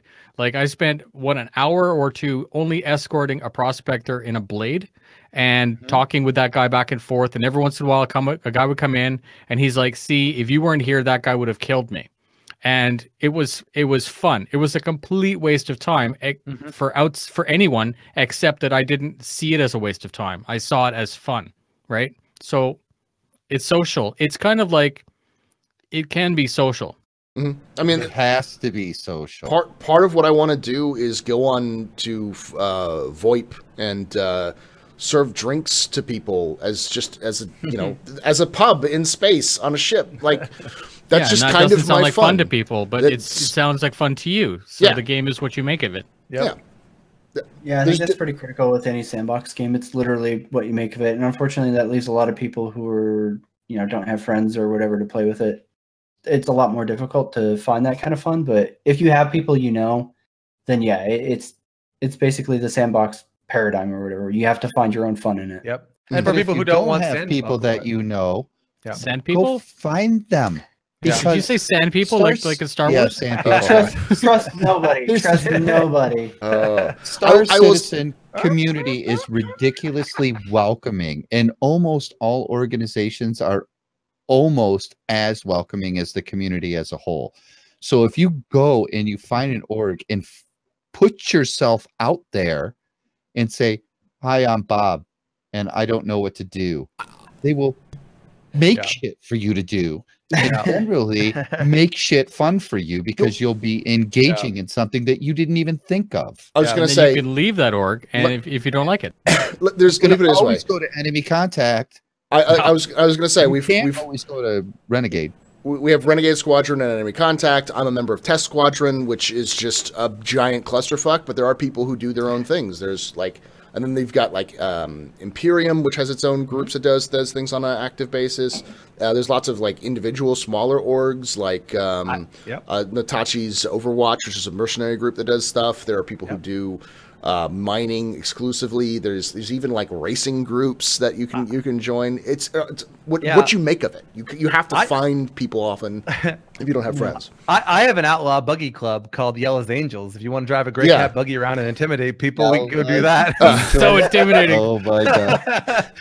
Don't make us get out the Cyclone. I can't wait till you get pipes and just start breaking Cyclone's windows with your buggies. Yeah, but if you don't like sandbox games and you don't have a lot of friends, Squadron 42 is coming. CIG seems to think it is. Is it? That's the thing. Like, I don't know if it is or not, but CIG Cersei seems to think it is. We'll see. We don't know when. I want it to be coming. It's closer than you think, and it's further away than you want it to be. Yeah, maybe. And Calexis brings up the next question. He says, "Where's the team gameplay loops and rewards that rewards people? We've been waiting for a while, and still pretty much single player game with active trolls." I think a lot of that is just it's coming. A lot of it had to do with they had to get the tech done, and the tech is not even done yet. We still have a long time before the tech is finished. So they just got the party system working again. Yeah. So I believe it is coming soon, but it takes time, and CIG's taking its time. It's all about technology, like you said, and the tech just doesn't make itself. And the guys who really know, we've talked about this many times in the past. The people that really know CryEngine out of Frankfurt are finite. There's not 500 of those guys. There's a handful of those guys that can create this mind-blowing technology, and they can only work on a couple things at a time.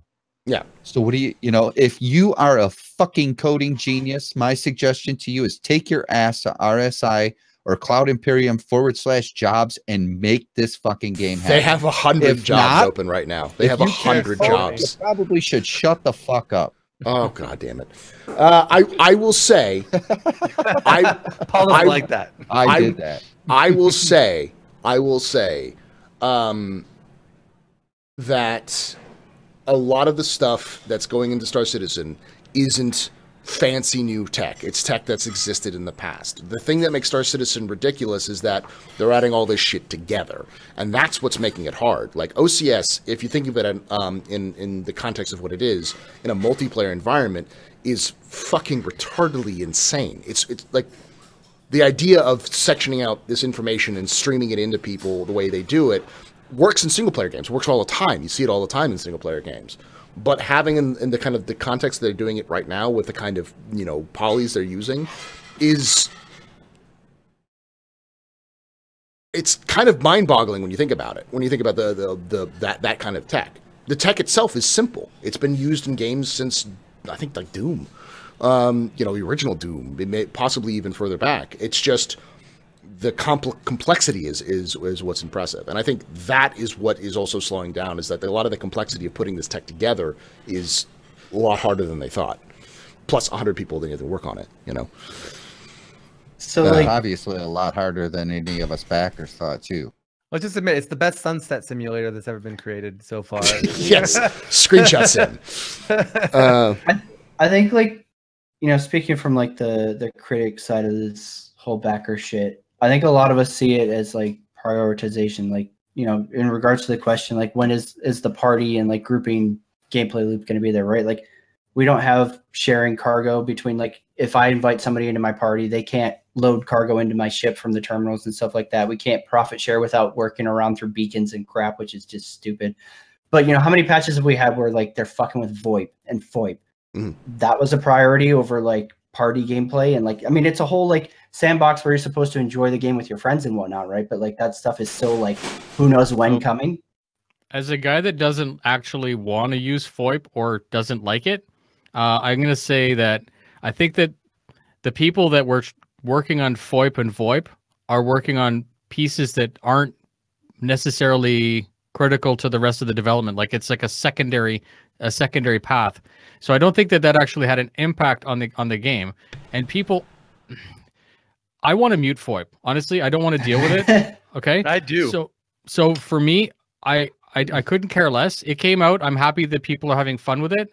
And it's like super cringy and it's not super cringy. Whatever it turns out to be is great. But I don't think it actually hurt the development cycle of the game. I would argue that VoIP is essential for that team play loop shit. VoIP, like sure. Yeah, not VoIP. Sure.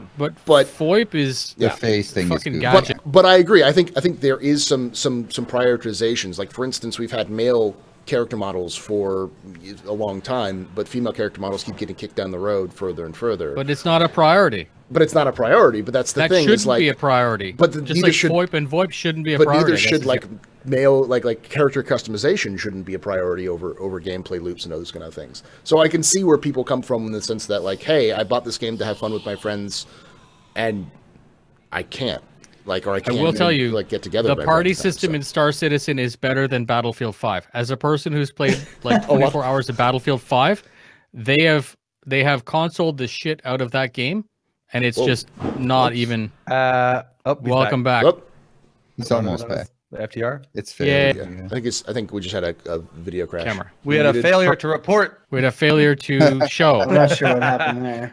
It's Twitch yeah. or Discord, just weird things. Yeah. Oh, okay. But the only other thing I would add to that whole talk track is like to reiterate what Noob is saying is there's a lot of people that jump up and down and bitch and scream. Why are they building ships when they're not building tech? Well, the answer is they are, and the extended answer is the people who build the ships don't build the tech; they work in parallel development. Right. So it may have some effect because you probably have to have some engineer from Germany like work the code in to make VoIP and VoIP work in CryEngine, but I don't think it takes away as much as you think it does. Yeah, the way I think the reality is. A lot of people say like, why do they make ships when they're not making other things? Because the people who are making ships don't make other content. And so we'll pay them to not do anything because it's offensive to a portion of the community. Well, no, but the point is as well is that, like as we said earlier, they have 100 jobs.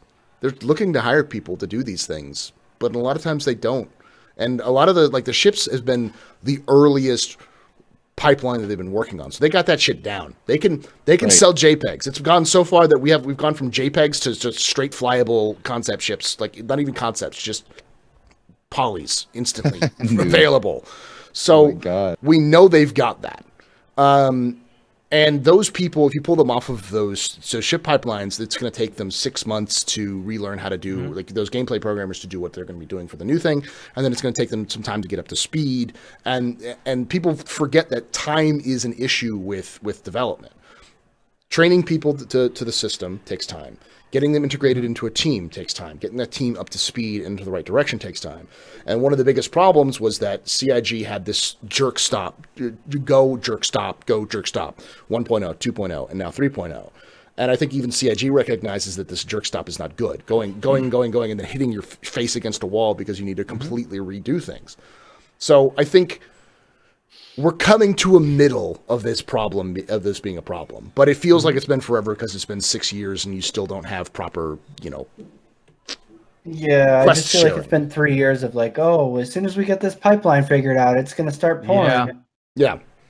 But the rate of content is way faster this year than it ever has been. But yeah. I'm hoping that they make that more of a priority. I think they make. It's good. I hope that they make that more of a priority in the near future, which is the gameplay features. And it seems like from the roadmap that's the case, but we don't know. Next question. We'll move it on. Mailwise asks, with the announcement of the Carrack is back in production, do you foresee the Carrack being implemented before the new star systems are added? No. But I don't know when they'll introduce it, but like typically, like they've already got ships that are created that are in that line, right? So they can reuse a lot of assets. Obviously, it's a much bigger ship than. Is it the It's 120 meters now, I think. It's going to be the biggest anvil ship in the game when it comes out, right? Yeah. If it comes out 160 next. is what somebody said recently? It was 100. I think it was like 180, and it's been downsized. Yeah, Drop back down to like 123. It's But- not as big. It's only a 6-person ship. But if they are working on it with 5 people, and they literally are going to work on it till it's done now, and the 5 people is a lot to dedicate to a ship, I would imagine. I don't see why it wouldn't be released by like summer, or at least definitely before CitizenCon next year. Like, you know what I mean? We're going to see it within the next year. And now that the Okay. scanner works, it makes more sense that it can For happen. for reference, the 600 eyes length is 91 meters. So It's a little bit big. But So there's it's a two little bit bigger points than to a make 600. on that. And the first one is the Carrack is such a hot button issue that as soon as it is fucking flyable and ready, it will be in the persistent universe. I guarantee Yeah. that. Yeah. Right. And the second point is the more important point. If they are dedicating resources to make the Carrack, that means the Squadron 42 ships are done. Potentially. Yeah. I think you might be right. Yep. They're Unless not going to put a team on it if Yep. they fucking need Well, it for Squadron, because so- Squadron Probably is true. the freaking most See- important thing at this point. That's a good guess. the calling all devs, like either last week or a week ago or a couple weeks ago, he talked with one of the developers who essentially said that, of course, they're still going to support Squadron 42 when they need to, but he basically has said that Squadron is in its last stretch of content additions, and Content, some polishing probably. yeah, and AI. so they're shifting a lot of those content back to Star Citizen for ships, environments, those kind of things. And he said, obviously, you know, with lots of the caveats, like they're still obviously may need some new environments or whatever, and they'll shift back. But he sounded like, and a lot of the discussion around Squadron seems to be that they're no longer building it and more of getting it to put it together and making it fun Yeah. and polished, which is a fucking long time. That Okay. process can take between 6 months and 2 years, depending. Well, on they the don't even have a teams. flight model. They need Yeah. to get the flight model. Like, you can't have a Yes. Squadron 42 flight model and a Star Citizen It's flight quite- model. you won't. So Yeah. that, Of course. Yeah. 100% So that's a lynch- agreed. right? And then the physics grids need to be dialed in. The VoIP, FOIP, all that shit has to work. Yeah. You can't be dropping guns and losing them through and don't- floors. You know, don't like get there's me- all of the Don't get me wrong. Like, I'm not saying that like the game is just around the corner, because the Edgy's been saying that since Finish the Fight 2015, or whatever, the 2014. 2014. Answer whatever the fuck. call. Answer the call. answer something. Answer the call. Answer the phone. Answer the phone. Answer. It's Maybe weird. maybe talk with me. I don't know. Send me a text message. 2017. But it's because they have been saying that for a while. But the discussions that they've been talking about seems like that they've been moving. So we may see an improvement in things like the Carrack, and we may see other contents as well. So Also, I know, without like going too much deeper into it, when people talk about PU versus Squadron 42, I'm of the mindset that everything we see in the PU is a very small subset, or maybe not small subset, but definitely not like maybe 60% of what's in the branch of code that they're using for Squadron 42. Like I It's the think same that code. no, I don't think so. I think they're actually forked branches, and that they're cherry picking changes and features as they want to between the branches. And I mean, I'm making wild assumptions here. Okay, this is like no basis in reality, but I wouldn't be surprised if Squadron 42's code base is massively different as I a don't percentage think so. than Or than faked. PU. People that hacked the Possibly, PU to but play I it don't know. offline. The people that hacked the PU to play it offline, remember all that shit? I think they're still doing it. That's how we got video of the Idris, I believe. Yeah, but no, it was a bug that they left it in. You could just No, put like there was some explosion I videos don't know. of the Idris just recently that popped up on Reddit. But if you play the Persistent Universe offline, that's Squadron 42. It plays at like 140 FPS. It's crazy. There's nothing happening, but Yeah. still. But Stuart made a great point, and I want to hit on that. Is you will know Squadron 42 is really close to release when you go to Hurston and the AI isn't acting completely stupid. yeah, that's definitely a good sign for sure. I think AI, in my mind, and again, I know nothing about Squadron 42, but I think AI is one of the more rough things that you would need Yeah. complete before Squadron 42 can be released. Well, It's you like- can't have your crewmates walking around on the Stanton, bouncing off of walls and glitching Yeah. and Yeah. freaking standing Yeah. there just waiting, doing nothing. I- So, I- But but I the, will- the, I will the s- nice. Sorry, I go will for it. say, I was going to say, there's a lot of we don't know how much the AI as well is the issues we see in Star Citizen are because of internet latency issues or because of the AI themselves. There's a lot of shit that's just the internet fucks it up because of the connection. And yes, those kind of true stuff. story. Yeah. So, but I will say for AI for Squadron 42, you have to realize the AI they're building, and it's really bad for the PU right now, has to be very much procedural, and like I don't know what they're using, but like it's like very reactive to just all the environments in general. But like Squadron 42, because it's a story. It's a scripted story.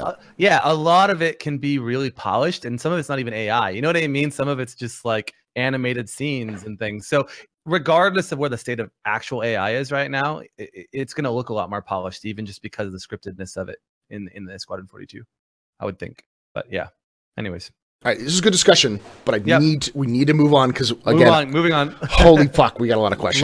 Lightning round. We may not be able to get to all of these questions. I apologize if we don't get to your questions. I'm going to skip this one because Jeff Moore asks, are you becoming satisfied with progress with bug smashing and polishing of the game? We've talked about that a little bit. Never satisfied. We're coming to a middle of something, either good or bad. Proto XA4 asks, what price increase do you think the Banning Merchantman will get? That's such a far ways away. I have no fucking idea. I have no idea. Yeah.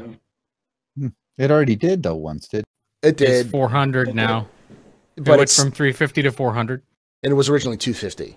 So yeah. So when it's slate ready, it goes up $150. That's my guess. It's alien tax. The Orion isn't even in engine yet, and it's already going up. Yeah. Mining's a hit. Well, it's because they increase the size of it by 200% or 100%, right? So bigger they'll shrink it down. You watch. Yeah. Hashtag Not My Battlefield asks, you guys think there will be another store sale during or after Christmas? They usually have one around the holiday season. They do, but that doesn't include all the ships. It's like starter pack stuff, right? It may include some limited ships, but it usually doesn't include all the ships. Yeah, it's usually a couple limited ships. So so if you're looking to get a limited ship, it's nothing like the anniversary sale. Yeah. So get ready for your Isra Sam. Dr. Drones asks, do you guys have any thoughts on the inherited momentum as discussed in Calling All Devs?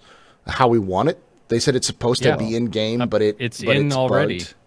But is it no, bugged? They said if it doesn't work, report it as a bug. Is specifically what he said. It doesn't. I saw that. But the thing is, it's not in. Like are taking the conservation momentum thing. Yeah, it's in, but it doesn't work. It's not. I've since 3.0. So then report it as a bug. Yeah, I know. Next question. Yeah, exactly. Oh, by the way, Dr. Drones, we love you. We do love you. Great guy. Yeah, he's the one who put me from being like a nice 12, 13-hour stream where I go to bed at like 4 a.m. and can actually get some sleep before Captain's Table to a 24-hour stream. Thanks, Dr. Jones. Yes, he's a super nice guy. If you don't follow him on Twitter, you awesome guy. Follow him on Twitter. Fucking.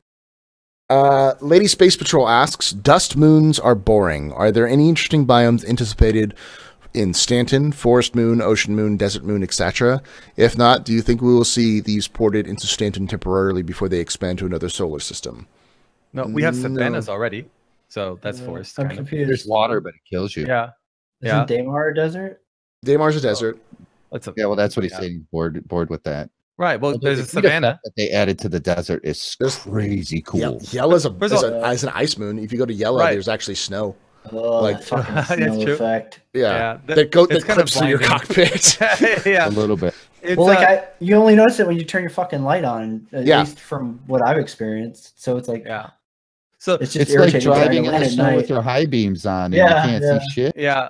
I think we'll eventually see things like swamp moons. I think we'll see something like Dagobah, in the near future, like where it's all just swampy and kind of, but because they showed some of that in game before with Lost and Found, they showed that.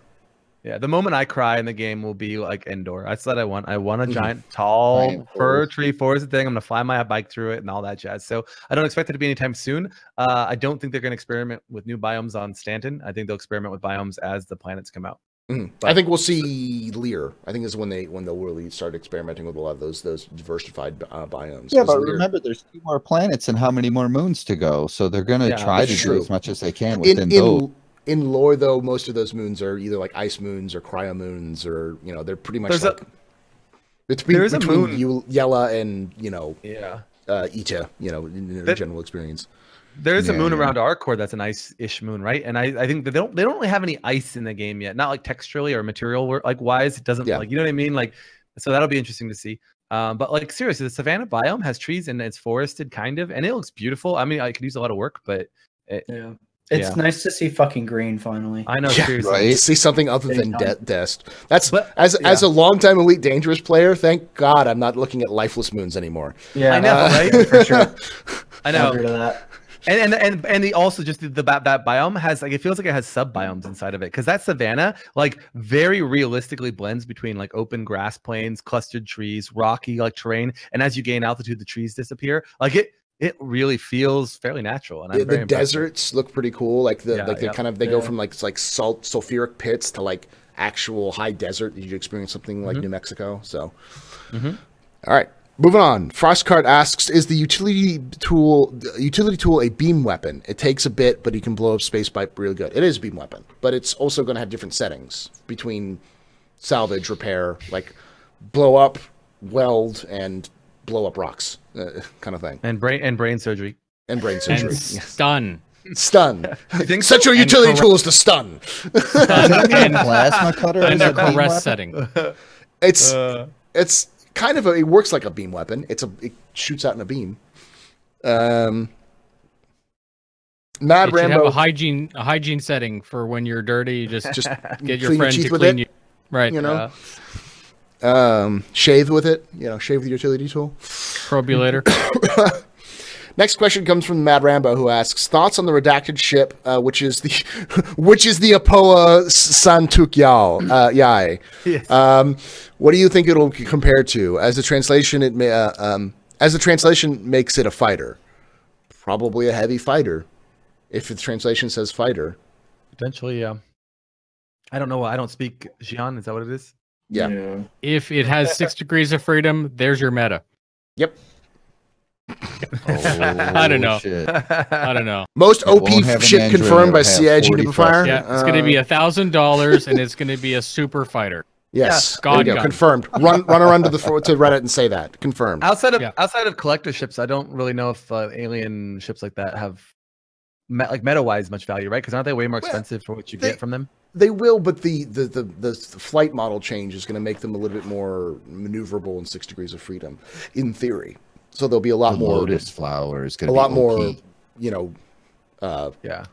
So they addressed this. The Xi'an Scout has 2 size 3s for a reason, because it can actually maneuver. So you have to choose, do I want to shoot something for 87 minutes to have it blow up consistently, or do I want to make one good pass on a saber and blow it up? So I think this is how they're going to balance the maneuverability thing.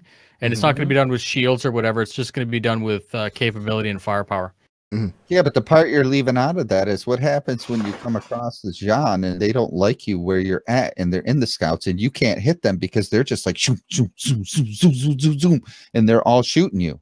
That's when you get friends, because while they're doing that, your wingman is keeping them busy so they can't shoot you. It's classic arena commander. You just gang up on someone and fuck them. Okay, I'm gonna skip this next question because it's about failure. But failure did a huge video on this, on his stuff. He asked like what made you go from like super negative on Star Citizen to more positive and Star Citizen. I think the part of the answer is you never were like never play Star Citizen, and it's been more kind of back and forth for you for the last couple of years.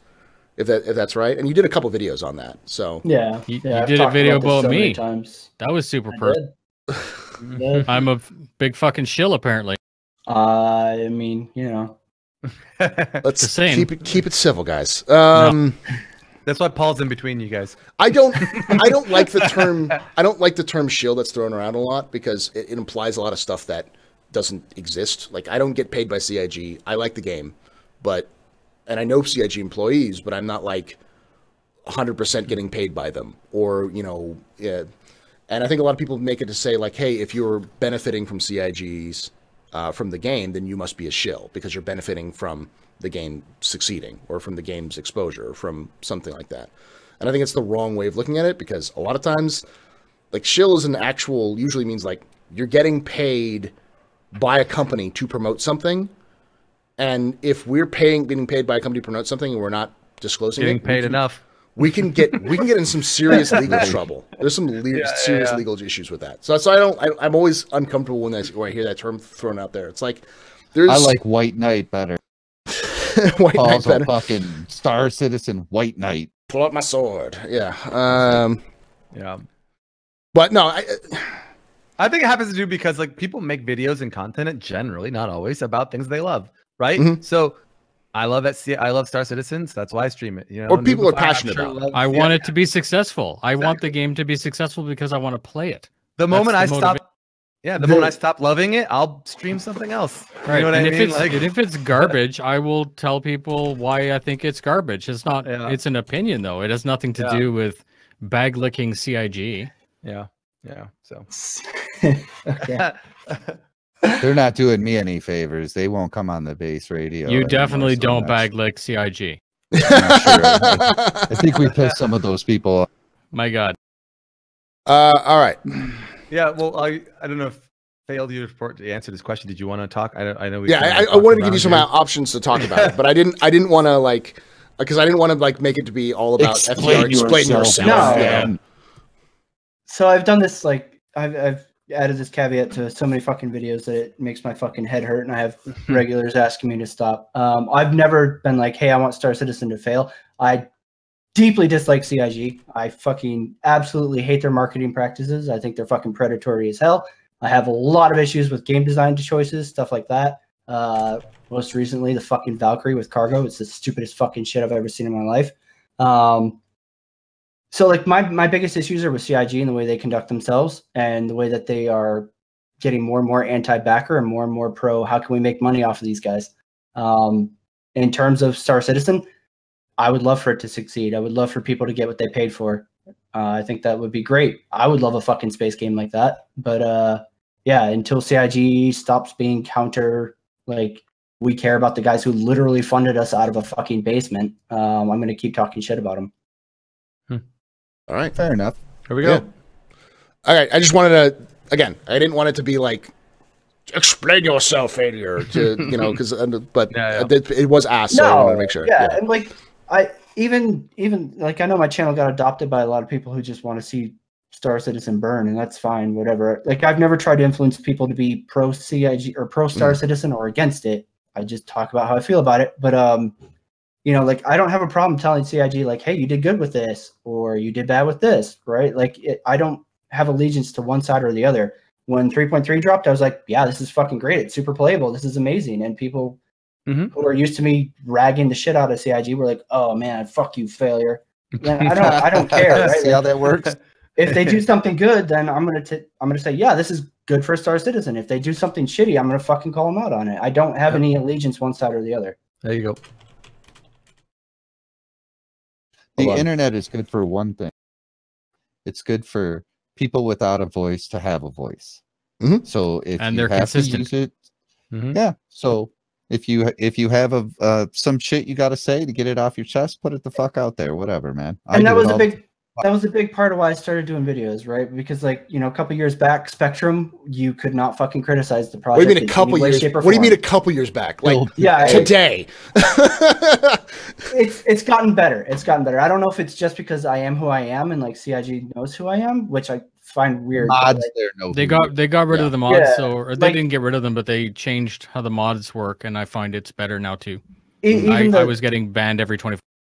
Yeah, like I haven't had a warning in forever. The one time I got a warning was when I dropped the word gray market because somebody like was talking about it or whatever, and I responded with gray market, and they were like, "Hey, don't say those words," and that was pretty much it. Whereas, you know, like literally a year ago when I had that Idris MCCU, I got fucking a 7-day ban for saying the word daft. So it's like, okay, cool. I've seen people gotten lifetime bans for being coy when someone literally threatened their mother, you know, kind of thing in a chat, and the response is coy, and they get banned. Bias in how they decided to enforce those rules back in the day, for sure. So like that was the big reason why I started the channel, because you know, it used to be that like the subreddit was like the place to go to get away from that, and now the subreddit is starting to get like, it's like all the white knight fanatics that are like super pro Star Citizen, the cultists, Yeah, they ended up with only themselves on Spectrum to circle jerk, and they got bored with it because they want to spread their fucking message. So they started leeching over to the subreddit, and people don't want to fucking put up with that. Just like people don't want to put up with like the fanatic people who are against it, right? Like eventually you can't have an argument with them. You can't talk about it. So it's like it just gets downvoted on Reddit, which is self-sufficient. Like it's self-healing, right? And that's one thing I wish that they did have on Spectrum is downvote, the ability to tank something. You just get people. You get an echo chamber though, right? Like whichever side has the most people that can click the downvote. That's been my biggest issue with Reddit in the long term is that I think that's the one thing Spectrum does good. Is that they don't have that. Yeah, the echo chamber, and it becomes based off of patterns. Like CIG is the worst thing in the world in summer, and then what is it?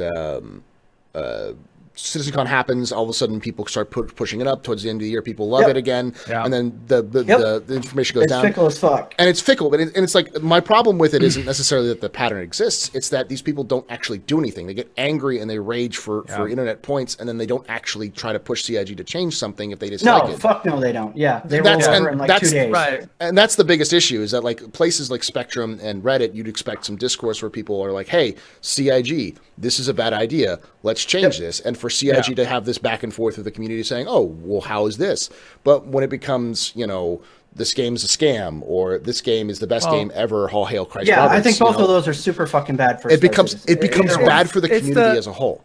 The hyperbolicness that's not just like Star Citizen and CIG. Like it's a gaming thing today. Well, just gaming. It's like literally the world. We like to talk in hyperbole nowadays. It's everything. It's either the worst thing in the world or it's the best thing in the world. It's rarely like, oh, it's pretty good, but they could change this. Like nobody clicks on that. Like nobody wants to watch that or talk about it. No, it's the same. It's elitist throughout the board. It's not located only to Star Citizen. You got even in cars, BMW guys hate on Mercedes guys. You got gun guys, AR guys don't like AK guys. It's just systemic. So it's not even a thing that we should worry about. It's normal. It just happens. Societal tribalism. I think it is something you need to worry about. No. Well, it's this everywhere, game needs to though. push away from like it has to be black or it has to be white. This game needs to find that fucking center gray area. It needs to find It's right here. But I think on the captain's table. But I think the problem is that there's too many places where it feels like if you want to have a legitimate discussion, you get pushed out. It's super hard. Yeah, absolutely. Yeah. And you like it becomes frustrating because people don't just say, "Hey, I want to have a discussion." It becomes an attack. It becomes, Nubifier's a shill because he likes the game, or Failure Report's a fucking hater because he hates the game, or whatever. It becomes this hyperbolic, personal attack sessions rather than a discussion sessions. And but you got to understand why. But you just turn that off anyways.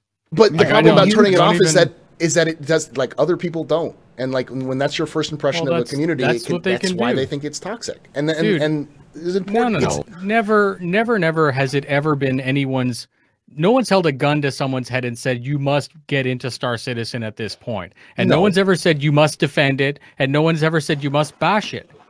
Everyone has free will. Yeah, and that was the point I was trying to make, is that it's normal. It's normal for people to have the sense of entitlement to choose whatever the fuck they want to say and have an opinion about whatever and call it out for whatever the fuck it is. So honestly, the whole them versus us thing, I see it in my chat and it sometimes bothers me, but it's not my right to tell someone how they should think.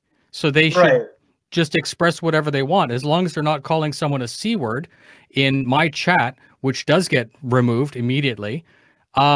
It's the whole point of the internet. It's the whole point of social. I agree, and it's going to happen. But I think the community as a whole should be promoting more discussion rather than a bunch of angry assholes on either side. And that's the thing too, right? It's like Nubifier is saying is, you need to be able to have that discussion or whatever. But on Spectrum, you couldn't.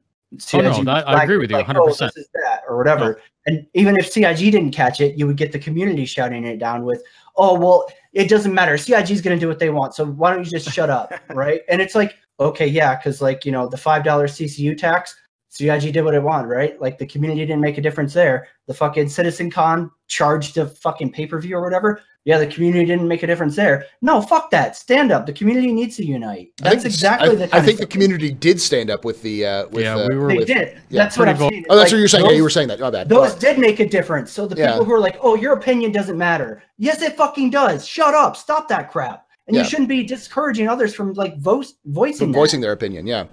Absolutely. Now, I will say that there are people who have ideas which, generally speaking, CIG has been against, or like in gameplay discussions and stuff like that, where discussion is legitimate, but at the same time you'd be like, yeah, but that's not where they're going. And that's fine, right? And that's fine. Like, let them voice how they think it should be, and just be like, okay, well, that's a cool idea. If CIG decides to pick it up, then whatever, But like, to tell them, oh, you're not entitled to your opinion, which that's I see on Spectrum so many times, is just fucking stupid. Like, I'm sorry, was one person's backing more important than the others? Let's move on. Let's move on. Good conversation. It's a good conversation, and it needed to be had. But it was it's an important thing to move on. And I find Spectrum better now, anyways. Yeah, it has gotten better. I haven't honestly. I have not gone since they've done the paid mods. So I don't like with the actual like professional mod team. So I don't know off the top of my head. It's better. We had a couple questions here about shared mission rewards. We kind of talked a little bit about that, and then like the game prices, and I think that's just a balance issue. Like if do you guys think that they're like the balance for ships and price for ships and equipment? It has to do with missions don't scale, ships do. Right now we have ships priced right now in the game for future payout that doesn't exist. And CIG Luke has been on several streams saying that they're planning on scaling the missions, and that's one of the things they wanted to do. And that's what CitizenCon was about scaling missions in many ways. Because Chris was just like saying, hey, sometimes your mission would just end here, sometimes it would go forward.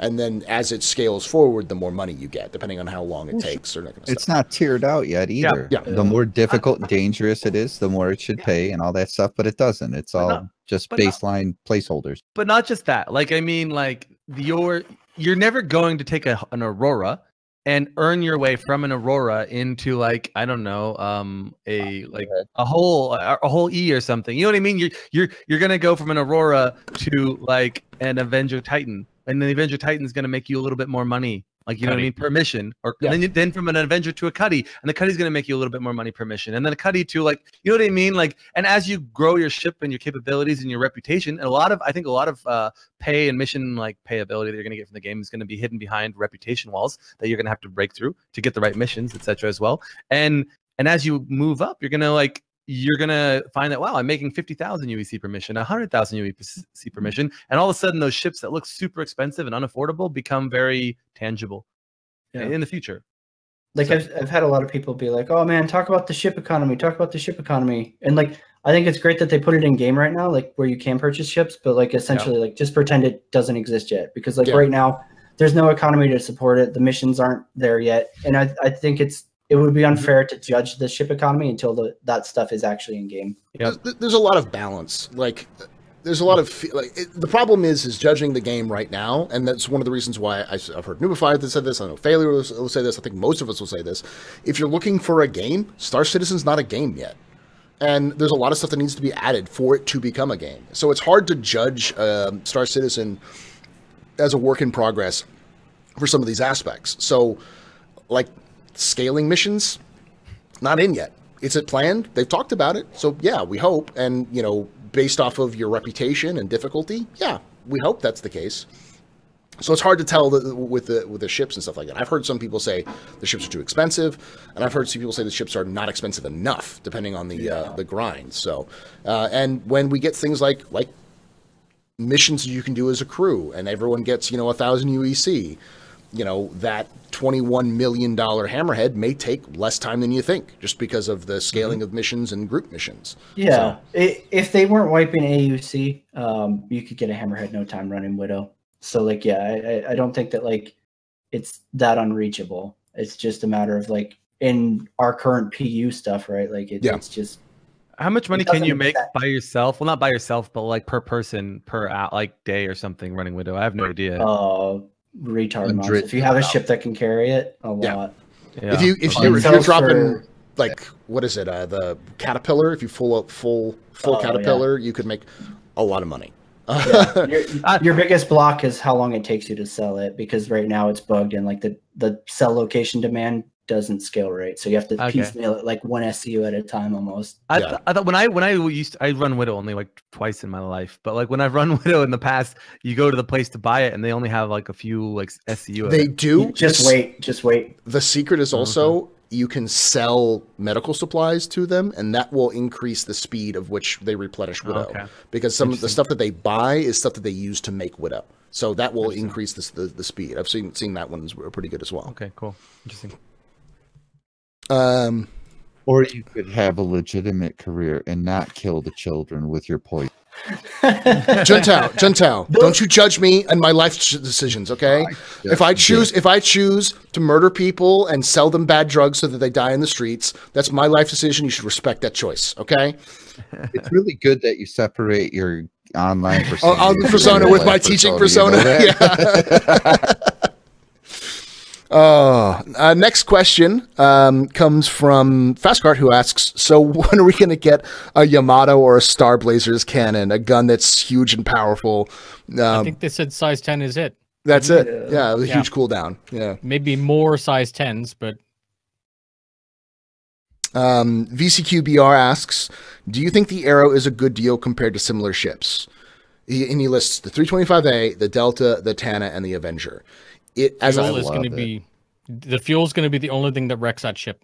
Is the fact that it can't. But if it has the scoop, which I think it does, 325A is a better ship because it has it depends. Isn't size isn't 4 isn't the Gladius the most similar ship to it? I thought it is. Yeah, but but the Gladius is also carrier based. Gladius and the Buck. Yeah. Is it a carrier based ship that requires fuel? Because if it is, and the Arrow has a scoop, then it's a no-brainer.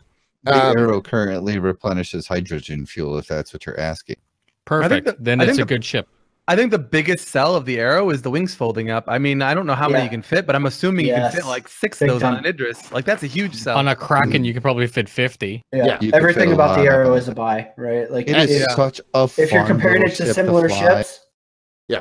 Now, there are some things that you have to understand that the 3.5, for those who are watching, 3.5 is going to change a lot of the flight mechanics, and it'll change a lot of how engagements work.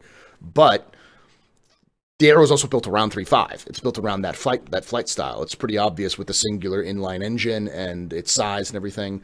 So, and its wings. So, it's probably a better buy. I think it's a goddamn good deal. The only ship that they list in there, which is probably a better fighter, is the 325A, just because the 325A has that size 4 beat stick on its front.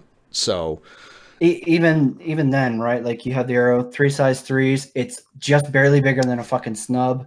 Its wings fold up so you can stack the shit out of it on any carrier. You can also swap those missiles with rocket pods, and each of those rocket pods is a size 1 missile. At $75, there's no reason not to buy an Arrow. Yeah. If you're looking for a small fighter, the Arrow is a fucking win in every category outside of the fuel scoop. But potentially, like if you're buying an Arrow, you're buying a light fighter, you're buying it to put on a carrier anyways. And for the next 6 days, it comes with LTI. If you get the $65 one, and with fresh cash. Even but 72 months. 80 package. 72 months is basically LTI. And the other thing that's important to point out is that I think it's the best starter fighter that exists in a starter price range. If you're getting a package, the $80 package, which is a little pricey, I think though, and people have said, starter package, like the Legata starter package, right? Because it's, it's a package.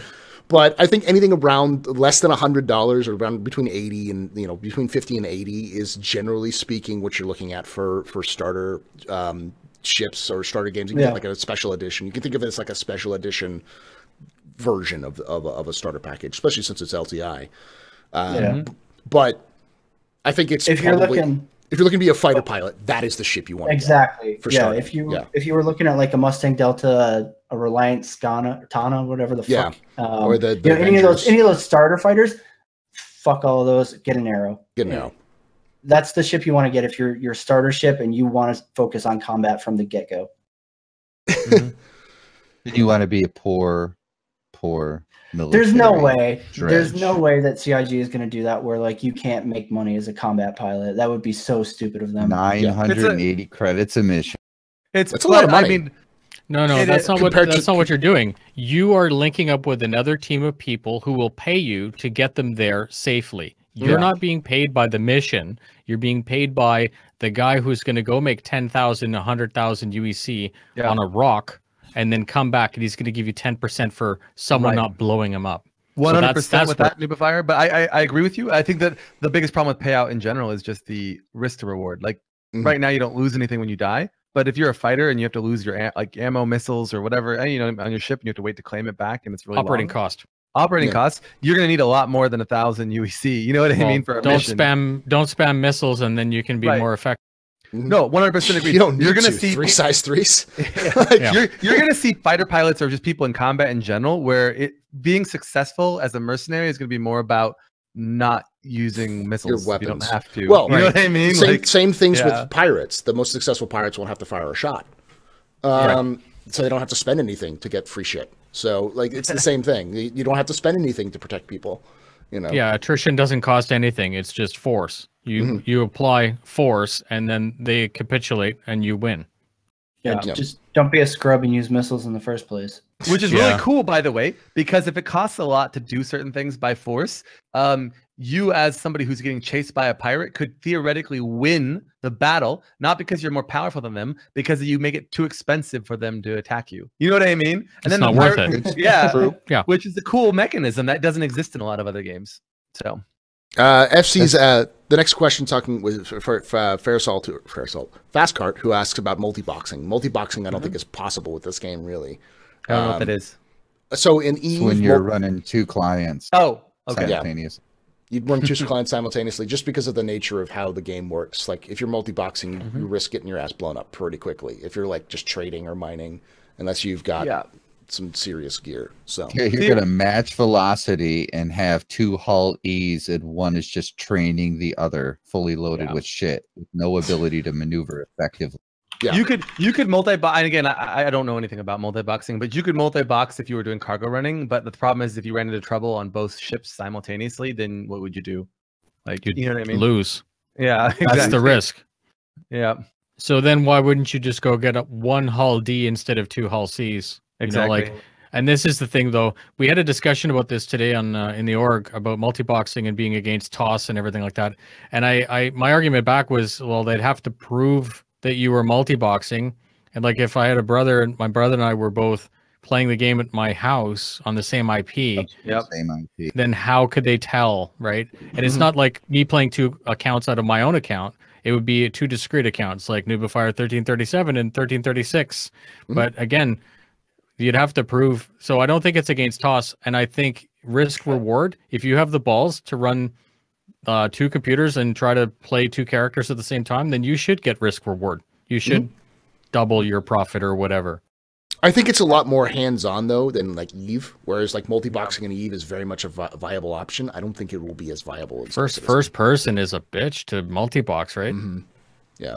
I guess there could be advantages like people had mentioned where if you're like on a ship that requires an engineer in a completely different room than you, and it takes you too long to run from the pilot seat to the engineering room, you could have advantages of just having a character sitting there that you're not using, and if you get attacked, you can run around. And you don't even have to pay him. Yeah, exactly. So there are weird ways that it could be an advantage, but the advantages in my mind are minimal. But who knows? I mean, I've thought a lot about using voice attack. You could do quite a bit. Yeah, like with engineering stations and hotkeys for their power binds and shit like that. You could do quite a bit with multi-boxing. From what I remember reading, it's not against terms of service, so. Yeah, get ready for the super rich people to try to fuck with that. Yeah. All right, I'm going to skip this next one because it's Calexis asking if you spent £5,000 on this game, would you feel if none of it was LTI, they would all go blown up? Because we've talked about the LTI issue. Yeah. Nothing's getting blown up. If you buy a ship, nothing's getting blown up. They've already confirmed. Yeah, they've talked about that. The next question is illegal. This next question is on me, which is the Astropub, who's officially at a high level has said LTI isn't important on record. I have said it's important on record. I said it's important for large fleets. I've said that many times, and I talked with Nubify about that specifically. When they mentioned that LTI was that it was by that insurance was by at real time rather than in game time.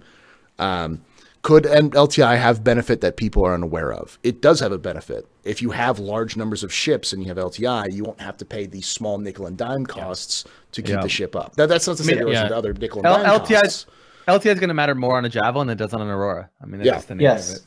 And it'll matter. Exactly. It'll matter more if you have 17 Auroras than if you have 1 Aurora.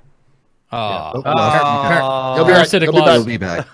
No, it's like it's a parasitic loss, right? It's not like a super advantage. Man. I don't know what to do.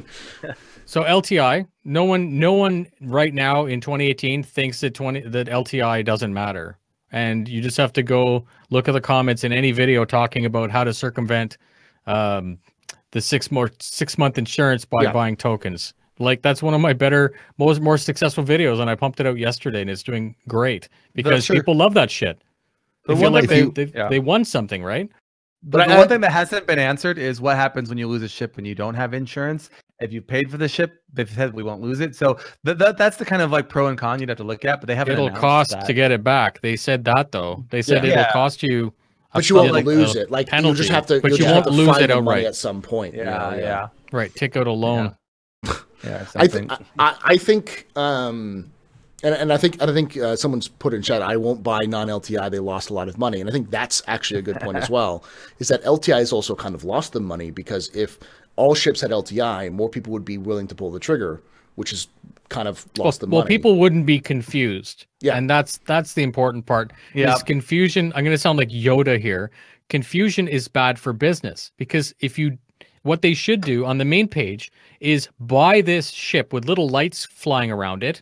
This is the best package, and it should be an Avenger Titan, $50-something with Squadron 42, 3,000, 5,000, however much UEC, and lifetime insurance with Squadron 42. Boom, best package, hands down. People go, great. And then they realize in the 6 months that it is actually a good deal, and they haven't been screwed. Here's an easy thing. First of all, and this is something I think people could, almost everybody would agree with, I'd hope. Starter ships, what's the point of them not being LTI to begin with? Because it's just like they're the base. Like, you never want somebody to like exist in the game. Dangerous did this right, which is like your Sidewinder is always, you always get it back. You don't never lose your Sidewinder. You know, if you upgrade ships and you don't have LTI on your other ships, and you upgrade to a Cutlass and that blows up. Oh, I get my starter ship, my Aurora back for free, or thank something. God. Like, right, exactly, because it's gonna be better than like. Yeah, at least I'm not shipless. Yeah, I think that's the good idea, Nubify. Is like if somebody comes into the game for the first time, they don't know the game, they can just be like, look, you don't have to know the game, buy one of these 3 starter packs, jump into the game. They buy it, all of them have LTI. They don't get buyer's remorse because they don't go, oh, it's only got 6 months. I didn't realize LTI existed, right? Or 3. They jump in the game, they play the game, they have a great time, hopefully, and then they go, yeah, you know what? I want to really help back the game. I want to back it further. And at that point, they're probably going to put the effort in to start really researching. And even if they don't want to offer LTI on the bigger ships, at least the fact that they don't have buyer's remorse on the 6 months that they get on the Aurora, and we know that the Aurora is going to be a ship that you're always going to be able to get for almost nothing in the game. It has to be, right? Because otherwise, what are you going to do when you have no ships, right? So anyways, that's going to cost 2 Grey Cats. Yep. All right. Moving on. My Grey Cats.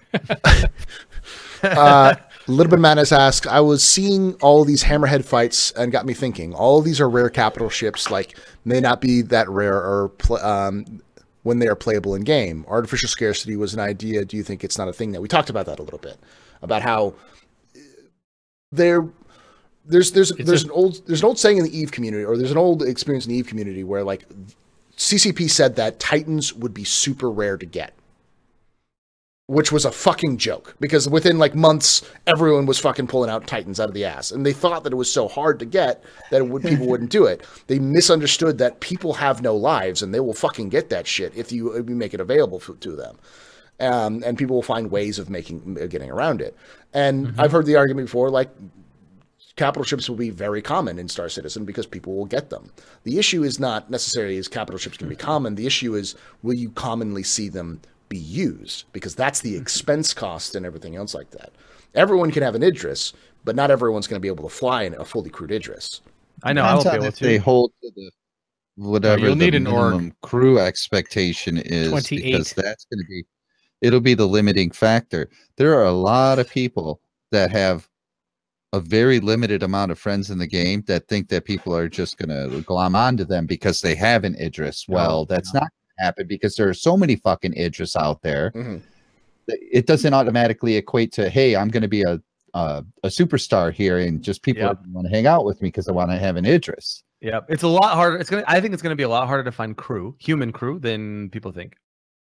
Right, because why would I want to be on your ship if I have my own ship? Right, like that's everyone wants to be the Kirk. I will argue. I will Captain argue Reynolds this. or whatever.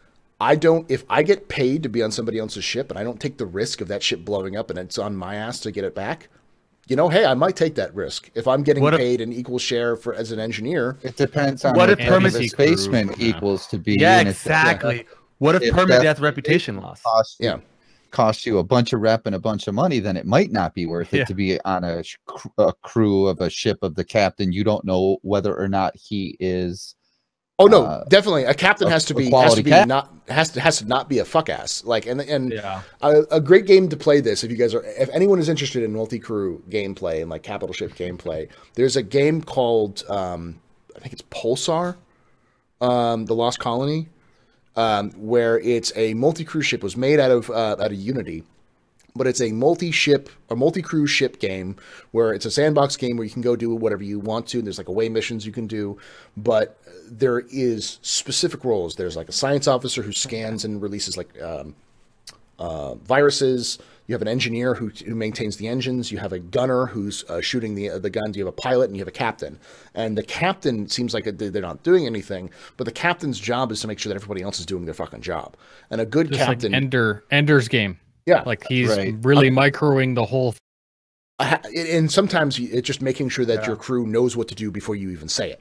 Like being able to be that good at coordinating everyone together, before you don't really seem like you need a captain, and that's the key. Is like everyone wants to be Kirk, but not everyone is Kirk. Sometimes you're just an idiot. Captaining might be a lot of paper pushing and like boring administration work that most people don't want to do. I feel like you're gonna get most of the action. Docking fees and a squad leader, like where you're the leader of a flight group or you're the leader of a deployment team that's going down on the surface for FPS. That's probably going to be the most fun when it comes to leadership because you're in the action, but you also have a little bit more responsibility. I think captaining and admiraling, some people will love it, but.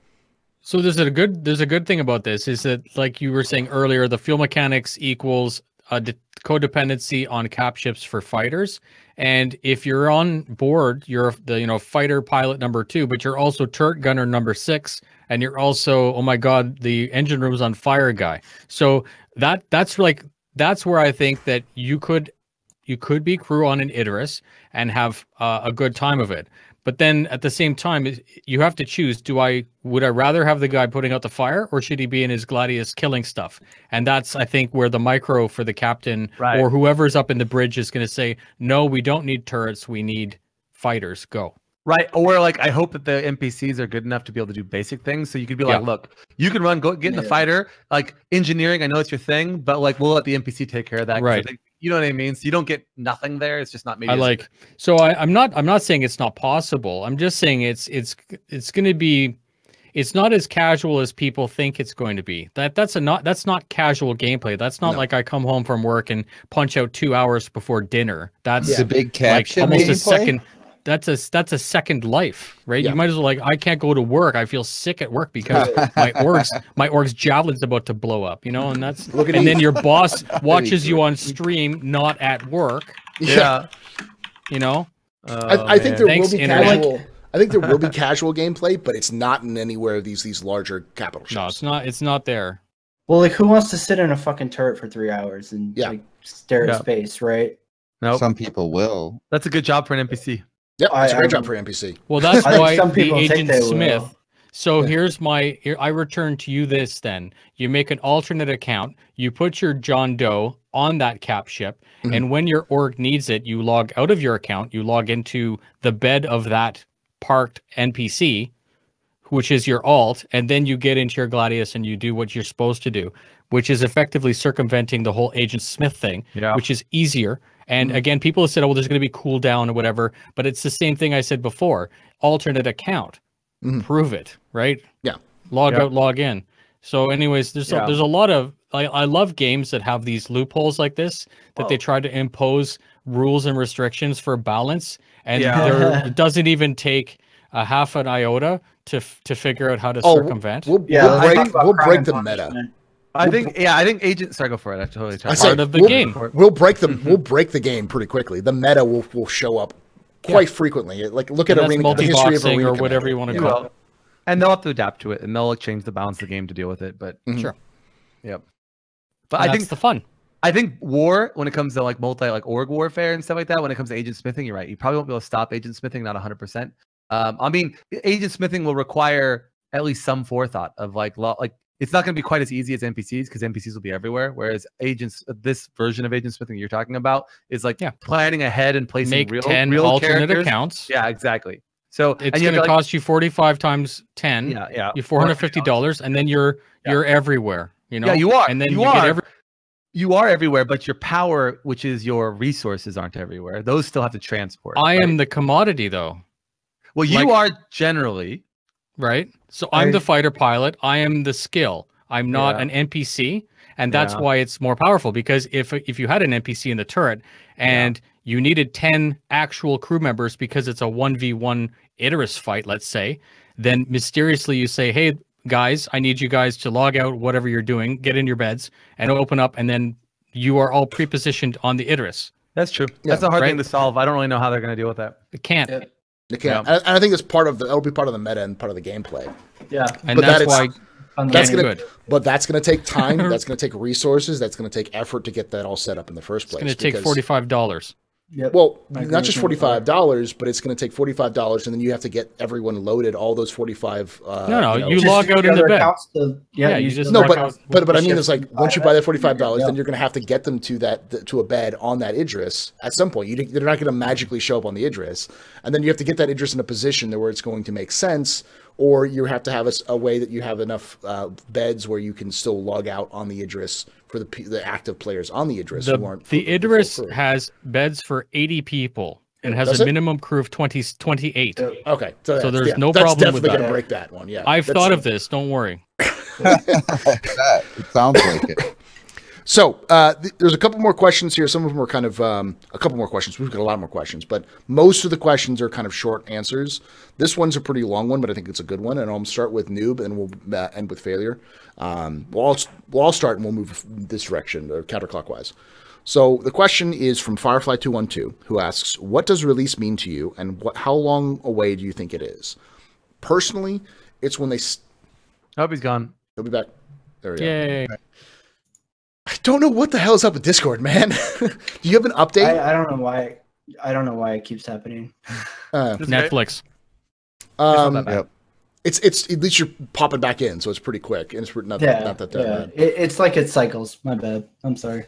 It's all right. It's probably on my end, anyways. But the answer is for me is I think that release means when they stop wiping.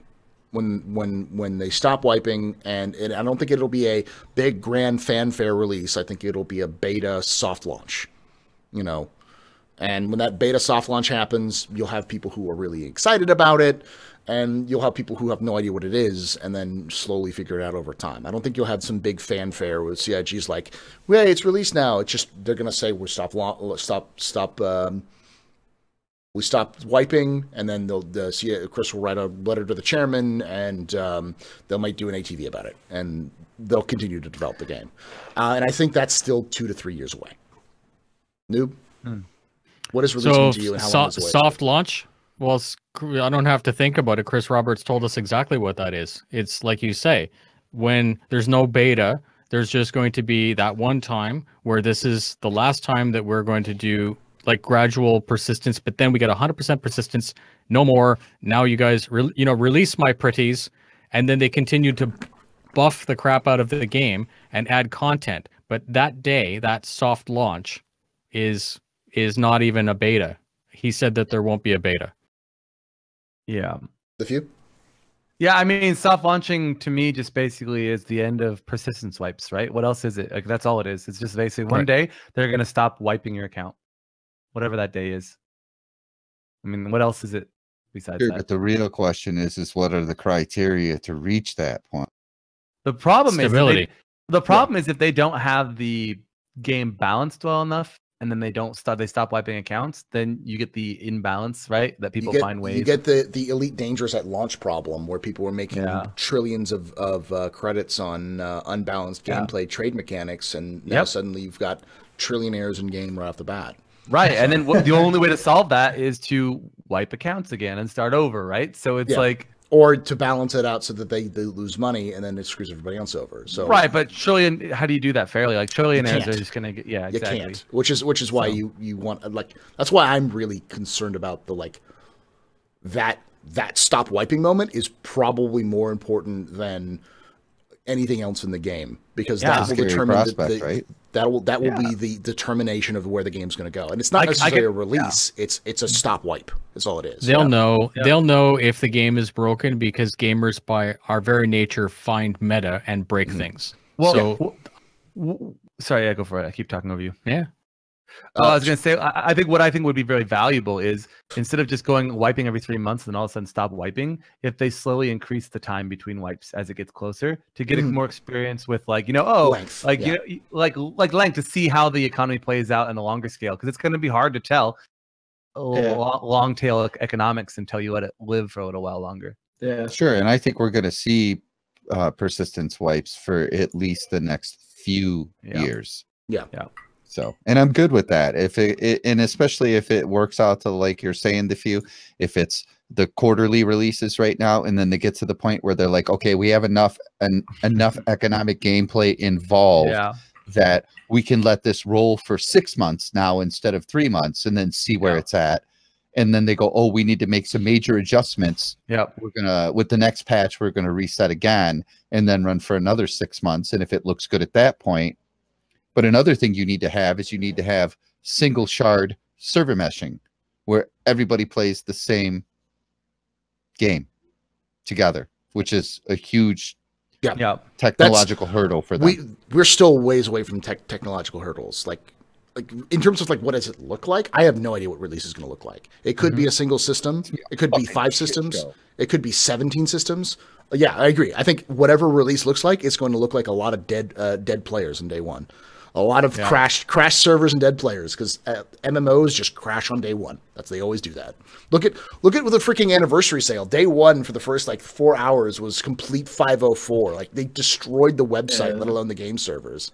Which is surprising to me. Like, that's really cool, by the way, because there was no crazy limited ship sale that day. Like, they crashed the servers purely just of the interest of the game. Like, people just wanting to go look at the website. I don't know what else caused it. Maybe it's something else. But it appears that it's just the amount of attention this anniversary sales brought, I think, has been more than the past. It has to be. I don't know, it's good for the community. They made a lot of fucking money in the first 24 hours. I think they would have made more money if they had actually the ships purchasable, because other than the anniversary ships, they weren't. You couldn't buy packages. You couldn't buy starter packages. Couldn't buy game packages. Couldn't CCU to shit. Yeah. GG Turbulent, you've done it again. It's complicated, though. When you're trying to tie a website into a social media platform, into a voice communication system, into a game engine, that shit's pretty complicated. I don't know if anybody, just the website any other side, game company they've been failing at running that for how many years now? Yeah. The one thing about the calendar of it, though, is that I do wish Aegis wasn't on Monday. I know, literally right? The busiest day of the year for me. Literally, I will not. Normally, I can take 15 minutes away from my job to go do something. But Monday, Cyber Monday is the busiest day of the year for me, and I will not be able to get away to go do anything until after I get off work. So we'll see what happens. But anyway, sorry. So failure report. Because Junta, you said well, you don't. I'm good. You already said what it was. What do you think when we're seeing? What do you think a release looks like for Star Citizen, and how far away do you think it is? Core gameplay mechanics are in. Would be a huge one. Obviously, saying no more wiping, but I mean they could stop wiping tomorrow, right? Does that make it full release, right? You need the trading, fully fleshed out trading, a functioning economy. You need that AI persistence where we get to the level where Chris was talking about, where you won't be able to tell the difference between a player and an AI. That's fucking forever out. You know, all of that stuff, right? Like, I think being optimistic, you have at least 5 more years. And that would fall into the normal timeline for an MMO of epic proportion, which Star Citizen exceeds by it's about 11 years. Most, if you look at most, 11, 12 years. That's about. It's a little higher than most MMOs, but like a lot of MMOs take between 7 and 10 years in terms of their development time. So like I want it to be done right, obviously, but like the problem is, like, you know, we're pushing into 2019 and we're still working on getting the last 50% of what was promised in 3.0 that was already like 2 years late when 3.0 dropped, right? So like, you know, I get it. Star Citizen's doing shit that's never been done before, and that's fine, right? Like, that's cool. A lot of people think like, oh man, failure, and like people who are criticizing it, they're just impatient. They want it now. I don't want it now. My issue is if Chris tells me like, oh yeah, it's done, and I'm just polishing it up to my standard, and then a year later it's a fucking mess and it's gutted to like 25% of what was promised, and then we spend the next, what's probably going to be 2 years finishing off what was supposed to be in 3.0. That's the kind of shit that bothers me, right? Like, I didn't come up with the timeline. He did. He said 3.0 was going to be done in, you know, whatever year, and it was going to have XYZ content, and then it drops and it doesn't. That's the kind of stuff that bothers me. It makes me like, okay, we've got a while, right? And I'm fine waiting. I would just like, you know, a little bit more realistic timelines from them. And like, I feel like they have gotten a little bit better with, you know, he has gotten better with that. Yeah, with like what's going to come. The 3.0 Chris is very different from what we got. The 3.0 2016 Chris is very different than what we have now. And I feel like I applaud them for being much more cautious on release dates. I feel like not giving them. I feel like also there's something to be said about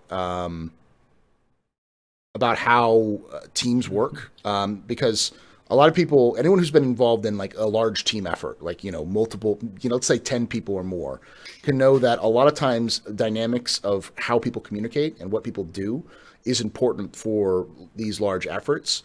And Star Citizen being a CIG being a brand new company, having 6 studios, and still having like and expanding their scope, because they expanded their scope a lot from the very beginning of the launch. All those 3 things have added to the time being added. So it's important to take that into account. At the same time, they have communicated like dog shit up until the last 2 years, and they've gotten better over the last 2 years, but like they still need to learn how to talk with the community, you know. Yeah. So, and this is the case. Like anyone, you know, I don't think anyone can say that the CIG has been the best at communicating, though I don't think anyone can say they haven't gotten better. They still have a long way to go, and there's still a lot of stuff that needs to be done, though. So I think that's a crazy, difficult transition to go from being the fucktard Wingman's hangar, a bunch of dudes in a basement, to being six studio, 600 people, like empire that they've become. Trying to figure out how to become corporate without appearing corporate is really complicated. But, you know, at the same time, right, like, you know, the community didn't come up with all these like Squadron 42 release dates, right? Like, we didn't invent Squadron 42 by 2015, by 2016, by 2017, right?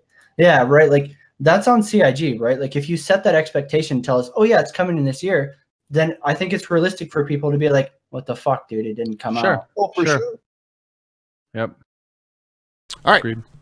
Let's move forward, because there's a couple more questions here. Last line asked, do you think they should have found missions, i.e. a mission that you just come across flying around a planet or moon? Yeah, I think we're going to see that with, like, kind of missions. Oh, you're like, doing vaping. I just apprentice shit. Yeah. I just like you have like dry ice that you're drinking out of. It's just like failure eats dry ice for a living.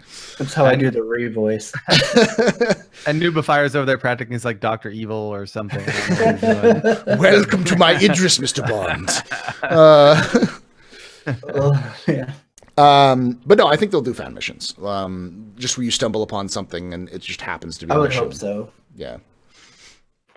That's just a mission issue. Firefly 215 or 212 asks, can we have our Gray Cat jump tracks back in the hangar? Yes, please. Can we have stunt buggies? Yeah. Stunt buggies.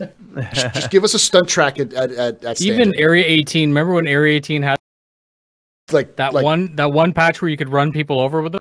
Oh yes. See, that's what you could do. crazy. That's what you could do to expand places like Loreville or Area 18. Is like give us a fighting pit. Just let players just beat the shit out of each other in a pit where we can watch.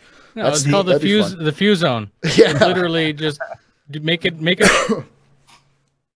The first time that the expo went live for Anvil, I got off the spaceport train, started walking towards the actual spaceport, and somebody had lined up gray cats to block the fucking things. Yeah. That's awesome. That's awesome. Gray cats are so fucking cancerous in this game. I swear to God, they're used for the most nefarious things in every patch. Yeah, Los Angels. Just kidding. All right. See if we can break the game with gray cats. Next question comes from Firefly215, who asks, does the size of an elevator buttons and sometimes subtle placement of them frustrate you? Yes. Yes. I think that needs to get a rework because, there are things called multiple buttons, CIG. Like I want to go to floor 1. I hit 1, 2. Yeah. What frustrates me right now in Loreville is sometimes the bottom floor button is above the top floor button. So you're I want to go down, but I'm going to click the top button. It wouldn't be bad if it was consistent, but it's not. Why it do I even sometimes need flips. a context menu, right? If there's only 2 options, if I'm at the top of it and the other option is ground floor, why do I need an option to go to the same floor I'm fucking on, right? I feel like the inner thought shit is just terribly implemented right now. Well, wait. There has been plenty of times for me where I've rode an elevator up and then I forgot to get out of the elevator and then the elevator door closed and I need to reopen the door. And you don't know where you're at. The only way to do that is to click on the floor you're on to reopen. You could do that with 2 buttons. You could do with door open, door close button, and then a button. Yeah. I know, but I'm just saying. Boom. I would just like to see the inner thought get to where tap F is a default action, and then hold F you can get a context menu. I feel like it's way too clumsy right now. Tap F is more like a use button, and hold F. Yeah, the old school interaction. You have tap F for what you if you walk up to a ship and you tap F, what are you probably trying to do? Get into the fucking ship. Yeah. Yeah. And then hold down F, you can get the context for pop open my canopy and drop the ladder and show off to the peasants, right? Something like that would be fine. But yeah. Next question comes from Herrick Photo, who asks, of the 5 of you, how many are you happy enough to see Valkyrie remain cargoless? Fucking kill me. Well, I'm okay. It needs 10. If they gave me 10, I'd be okay. I'm okay with it being cargoless as long as they explain why it's cargoless. I should be, you know what I mean? What's the difference about that bay area than other ships, right? If there's a reason, it doesn't have some sort of magnetic strip to you know what I mean, hold the cargo down or something. But there needs to be an in-lore reason as to why you just created it. Well, you know what I mean, but but that's not what CIG said. Exactly. They said no because. Yeah. And considering I've played with the Valkyrie is garbage in combat outside of ground combat. It just gets wrecked by any decent fighter. So it makes sense. I thought at first I was at first, it's just a super powerful ship, so it becomes an I-win ship. It's no, it's still a drop ship, and a freelancer is tougher than a Valk at times. So So failure. Do you think if it had 10 cargo, would you be satisfied with it, or do something? You want the full... Something. It needs something. All right. Spares. So many people don't get this crap, right? As an infantryman, the fucking people who resupply us while we're in combat are the fucking same people who dropped us off. The UH-60s, the CH-47s, they can carry cargo, they carry supplies, they have speedballs, all sorts of different shit, right? It's a troop transport does not just carry you off and drop you off. They keep us alive while we're in the fight too. There is no fucking reason for the Valkyrie not to have cargo, especially when the Cutlass has cargo, has troop drop seats, has fucking the ability to load a vehicle. You're gimping the Valkyrie for no fucking reason. It drives me fucking crazy. The Valkyrie is literally my fucking cross, and I'll fucking die on it.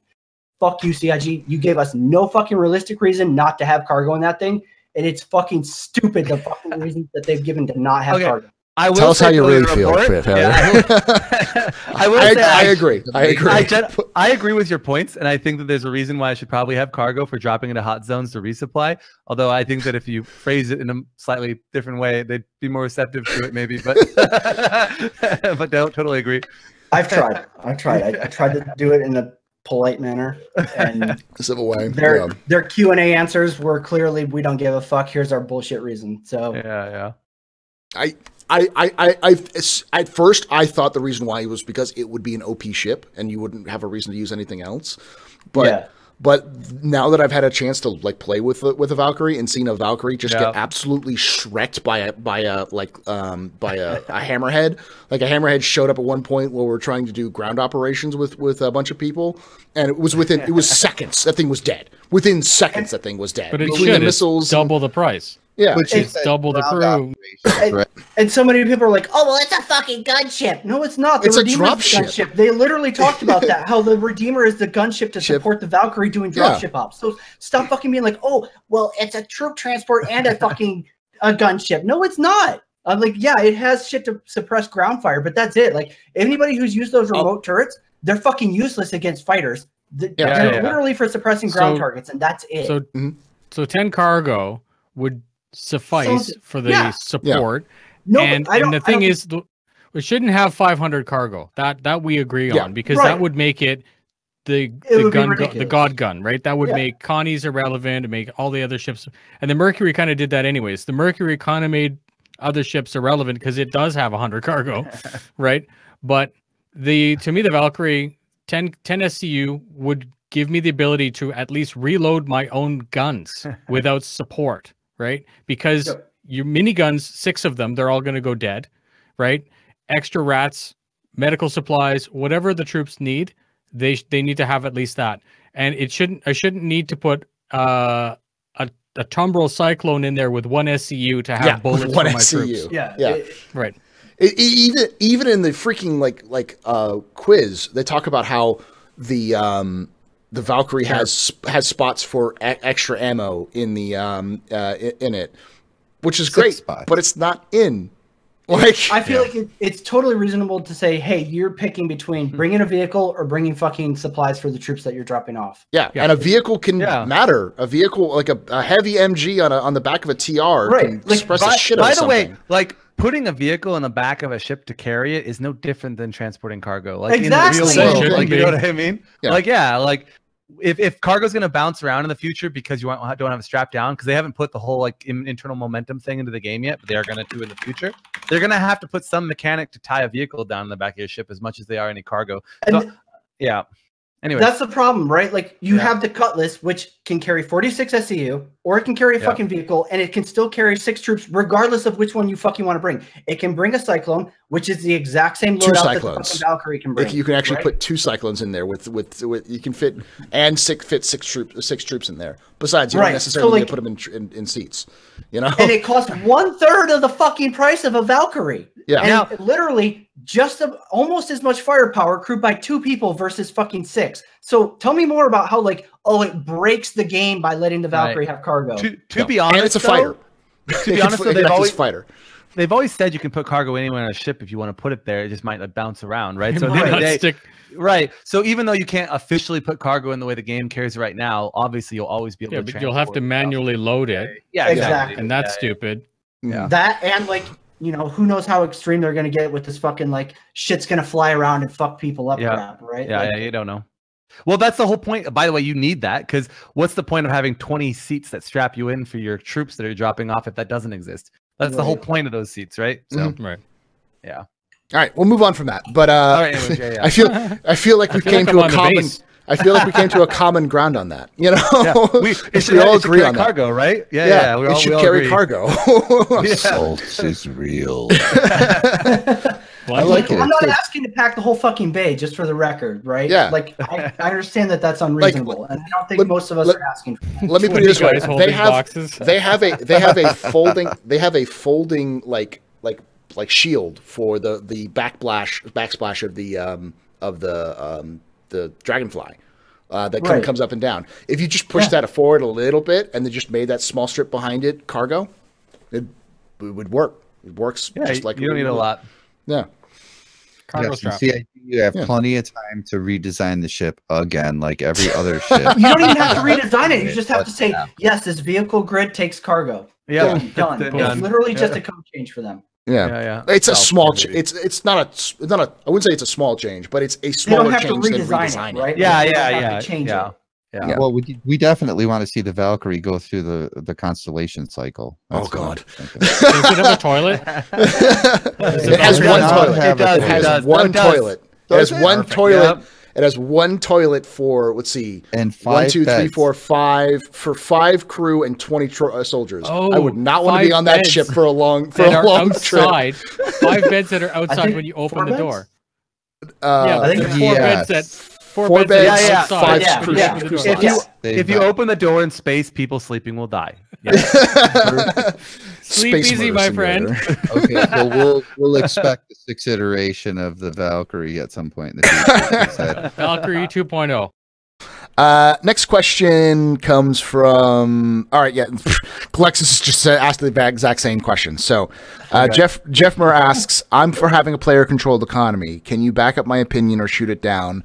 How does your answer make sense in the game?" It's not going to be a player-run economy. Nope. It's going to be. We'll be able to make alterations to it, and then the GM is going to come in and fancy stick it back to normal. Yep. Here's the problem. Go for it. EVE Online. EVE Online is a fantastic game, but it's heavily skewed towards the large organizations and the large corps. And for a lot of people, it means that solo play is a lot harder, if not impossible in some cases. I think one of the biggest things about having a mixed economy between player control in smaller locations and an overall economy control by NPCs is a balance of having large organizations that can go to places that are lawless and control it versus places where players can always, feel like they have an impact, but don't have to worry about randomly spiking prices because some org is trying to fuck over another org because they really work well in Lair Night or something like that. I agree. I think I don't know how detailed they've gone in on their answer to this, but my assumption is you'll be able to control lawless space economy for a long period of time. Like you probably be able to control certain moons or regions of space economically quite well, depending on what law bubble you're in.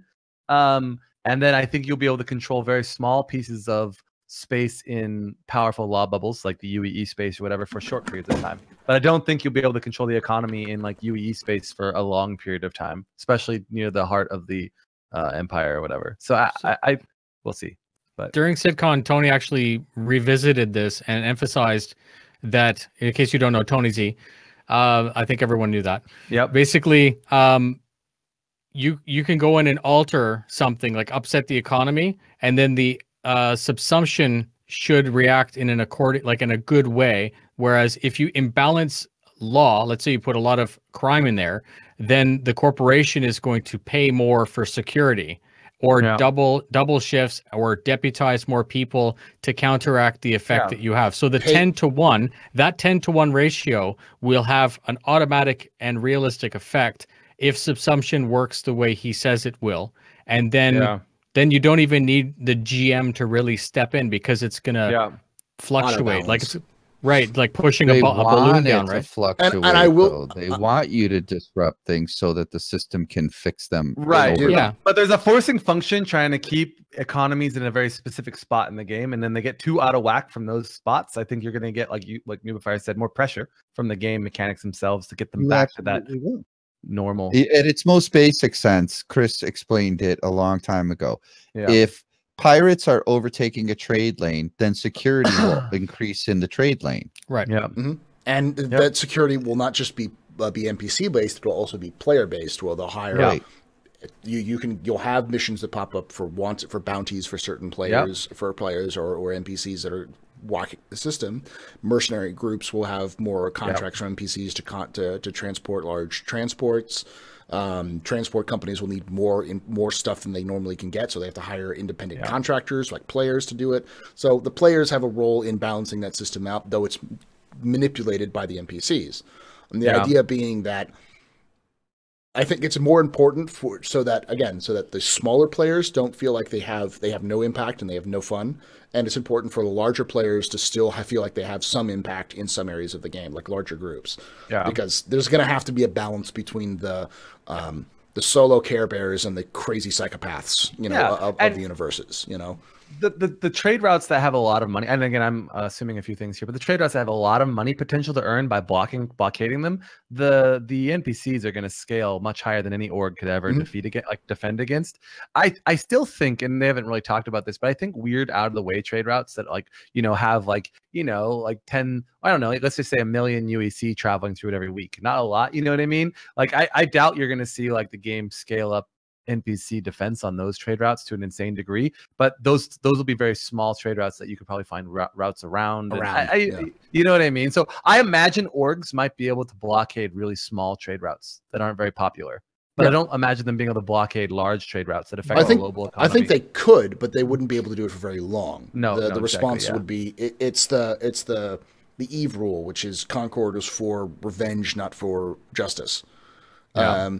Eventually, the UEE Navy is just going to fuck you. Like, no matter what you do, CIG controls that. Well, the real question, the real large question is there truly lawless space? Like, truly, no faction controls it. No, in the real world, there's no such thing. Oh, yes, there is. There's lawless space in the sense that none of the major factions control it. But there is a faction that controls it. In the real world, there's no such thing as lawless anywhere, right? You go anywhere in the world, and either you're ruled by like a country or someone controls something somewhere. Yeah, exactly. Yeah. Whether it's a tiny law bubble or a big law bubble, right? It may not be law, but someone controls it. They are the law.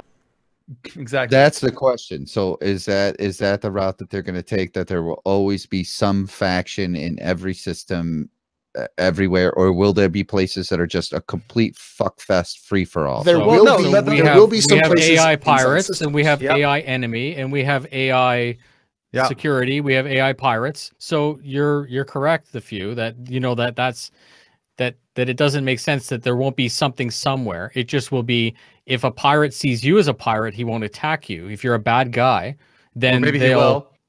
Well, or maybe he'll still screw you over, but that's what I mean. Maybe he'll, but that's what that, and even Tony, like if you guys hadn't seen that, I know all the streamers have seen it, but if anyone in chat hasn't seen it, Tony's 1 hour thingy from SitCon fully laid all this and how the causality of all this works out. And it's, every time I hear him speak, I get excited because what he's describing is exactly why I backed the game in 2014, because it's super complex.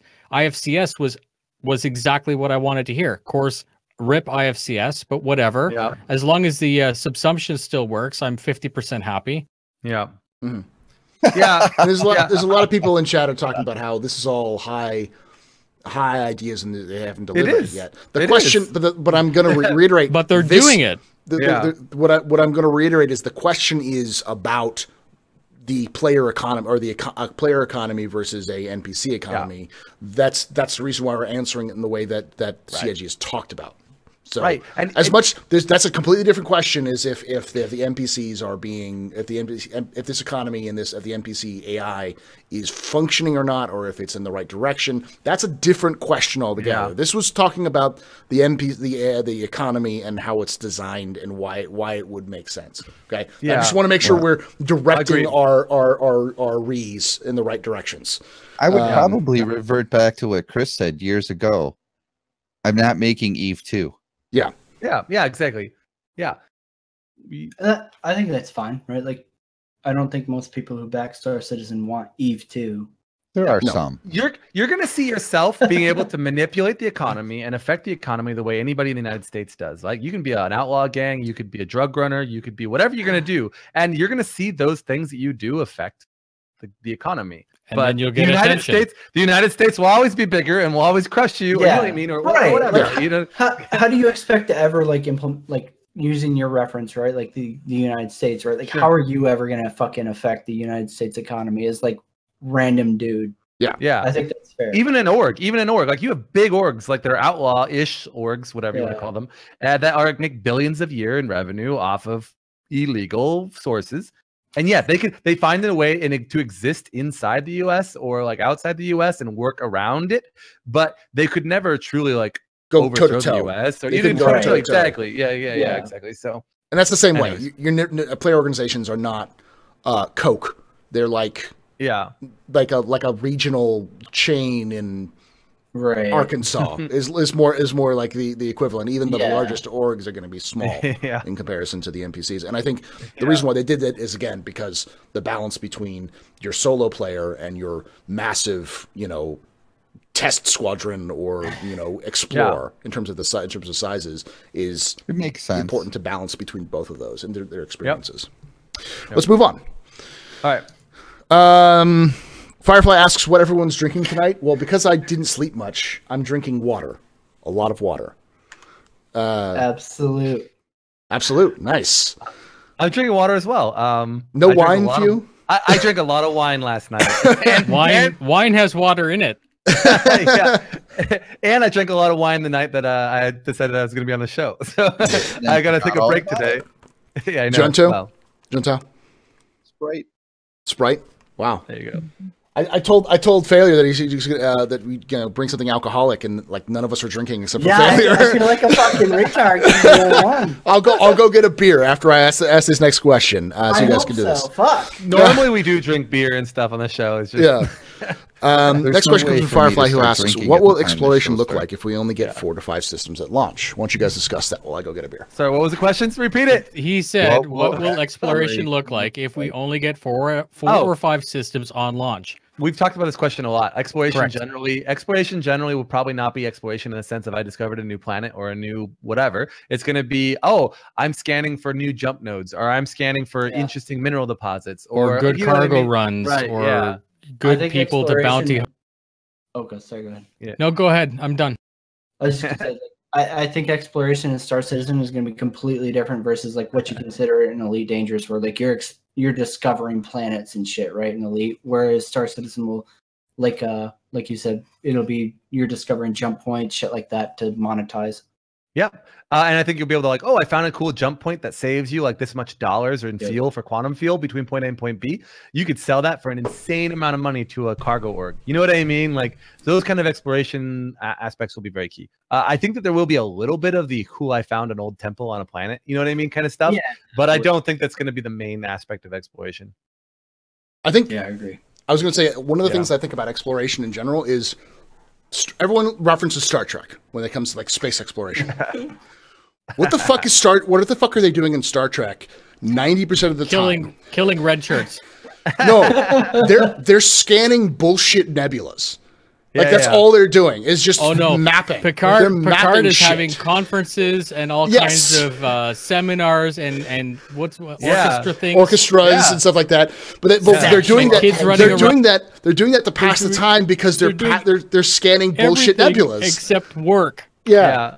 Because they're just scanning bullshit nebulas. And I think we're probably going to see a lot of cartography missions with exploration. It's going to be map this area, see if it's changed. That's what your mission's going to be for exploration. Stardate 2947. Yeah. That was the good answer there, eh, Failure? The toilet Fucking- on the fucking green cutlass bitch. is blocked. Exactly.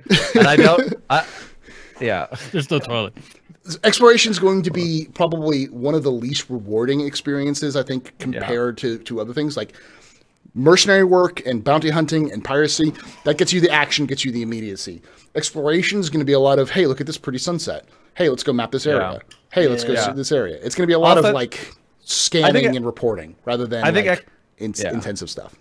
I also think exploration will have an aspect of really high reward, but really hard to find things too. Like jump nodes, right? You find a jump node, especially one that's got a certain value to it, that you could probably make $1 billion UEC on that. You know what I mean? If it's the right jump node. So I have no idea, but which is kind of a bummer that they implemented the star map in its current iteration. That there's all this stuff because you can explore the Star Citizen universe without actually being in the game right now. Right. It's kind of. It would have been nice if they left it naked, right? Like the only naked. space they really show off is like really but that doesn't mean anything. There's no real detail there, right? It's not like it's fleshed out. It's a placeholder. Yeah, but it would have been so cooler you can still go if, say you went in your Carrack and you discovered this system and then you sold that to the UEE and it populated the star map, even if it was finite. So that's not a finite thing, right? Because they could patch 2752. They could just add an entire clump of new systems that are in a gray zone. Yes, I really hope as they delivering the existing systems that they promised us, they sneak in new systems that aren't even on the map, and they don't tell us they sneak them in. Right. We find them, right? I and hope that so. might still exist, Right. Yeah, because we're starting with a known system. It doesn't mean the system isn't going to be larger than what we see. And second of all, just because you see like 3 stable jump nodes or whatever between these systems, it doesn't mean there aren't other jump nodes that take you to different systems that also exist on the map. But maybe there's shortcuts that are faster, or And like give you, a lot of exploration is also going to be scan this area that's been scanned before because it hasn't been updated. And hey, look, there's a derelict here. Hey, look, there's this asteroid which is filled with diamonds. Like that's what's going to be the for every 700 sectors you scan. There's going to be 1 or 2 sectors you're just like, oh my god, this is fucking cool. Hey, look, I found an alien infested wreck that's gonna like aliens are gonna come out of my fucking chest. Like like it'll depend on where you're, what you're doing. So like I said, I think exploration is going to be mostly mundane, and it's going to be for people who are just like, look pretty shiny. Oh, I like this. This is a screenshot. It's going to be people who are tourists more than there are. Right. I'm still a believer. There's probably hidden content in the current game that nobody's ever found. Like, even crashed on the moon somewhere. Like, you know what I mean? Obviously, maybe if you could find the assets or whatever to prove it, but like, who's to say there isn't weird wrecks that people just haven't found because the maps are so big? So I don't know. Well, and the only for you makes a great point. How much of our star system has been truly explored? Almost in none of it. Like the real world. Outside of little. Most of there's still a lot of portions of our own planet that haven't been explored. Oceans are vastly unexplored. Yeah, there are vast empty expanses in places like South America and Asia and Africa, even the United States, which still haven't been fully explored. Right. And when you talk about exploring, like, what does that even mean? Like, how close do you have to get to the surface of a moon in order to, like, say you've explored it? Like, what resolution? Depends on the scanner. Like, like, do you have to scan it with infrared? Do you have to, like, shoot lasers at it to determine the content of soil? Like there's, even though you've explored it once, doesn't mean there isn't more information there that you haven't found, So. Well, that'll be the thing, too, with the content of the soil. When they implement Farming Simulator into Star Citizen in 5 years, and everybody's driving combines around on planet surfaces growing fucking space weed. It'll be a thing. Because everyone's growing fucking space weed. Let's not pretend that we're going to be growing corn and it's shit. It's legal like in Canada. Okay? We're growing widow, and everyone's going to be okay with it. Yeah, it's legal in half the United States. Canada's become the new tourist destination. Oh, there you go. You got to go. You got to go high to get high. Is that what it is? You got to go north to get high. those roach holding things. Mm-hmm. The roach holding things. Yeah, tweezers. I don't know. I don't smoke, so cut me some slack here. All right. Next question. From Human Evil, who asks, "Do you think we will get the Capture the Idris game mode at the holiday live stream?" Nope. No. No. CIG has abandoned Star Marine and Arena Commander for the near future, and it sucks ass. Trust me. As the guy who's been trying to coordinate SC4, like the competitive clubs together to kind of do stuff, it sucks ass. It's very much an hiatus until we can get like better cameras and better modes. But I think that 3.5, the flight mode, will be the key to what they're going to be doing in the future. So I think majority of competitive people too have like taken a fucking break until the new flight model comes out. Yeah, they want to see what it's like. I mean, we're playing Battlefield. Like, honestly, the people that want to fly are playing Battlefield in the. Yep. I'm not a combat person right now, but I'm not even going to try to be a combat person until the new flight model comes out. Yeah, I mean, there's no point in like learning your muscle memory to a fucking an obsolete flight model. All right. Next question comes from Calexis, who asks, when will they debut the rendering of the water in the pupil of my eyes so that when I use swipe and blink, ray tracing, my eyes are less dry? Yeah, you heard it from me. It's in the game already. Just because you said it, Calexis, Chris Roberts is watching, and he has decided that's the next most important thing, and we're pushing everything away. Everything else is pushed back. Mantle's in there. Vulcan's in there. Ray tracing is already in there, and if it doesn't work, just file a ticket. Yeah, it's a bug to work. It's a bug. I literally dread every single movie that comes out that's science fiction related because I'm like, oh god, Chris is gonna see this and he's gonna come up with great ideas for Star Citizen. Thanks a lot. Thanks a lot, The Expanse. Right? I wonder how much. I wonder how much that happens at CIG, where Chris, like Chris sees everyone finds out that Chris is going to see the latest like sci-fi movie, and everyone's just like, oh god, all the time. Time to quit. From what I've heard, all the fucking time. I figured it out, guys. We funded this game $200 million.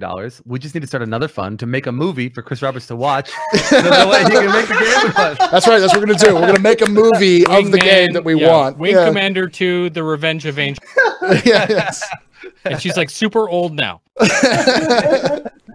All right. Next question comes from Saint Tossin, who asks your thoughts on how long it'll takes to. Your thoughts on how long it takes to atmosphere in Hurston? Because it's depends on the ship. It's a fucking planet. No, I understand the question. Basically, it takes a really long time to fly in and fly out, and I actually am on the edge of not enjoying that aspect of it. But again, I think it's great. It gives you a sense of distance. I do think that Hurston has a relatively thick atmosphere for what size it is. But hey, I think the issue is more that there's nothing to do in terms of gameplay on Hurston right now. If there was stuff to do and it justified the trip down to Lorville, then people would be okay with it. So long as there was a justification. So like I'm a fucking probably get shit for this, but if you fucking go decoupled and go full fucking throttle plus you'll break fucking the safe speed every time. Your exit times will be so much fucking faster than if you're not decoupled. You will, but that's because drag's not in the game yet. We were talking about that last night. Where like you can actually turn your ship. So many people don't know that you can turn your ship off. Like, oh my god, it takes me 15 minutes to get out of Hurston.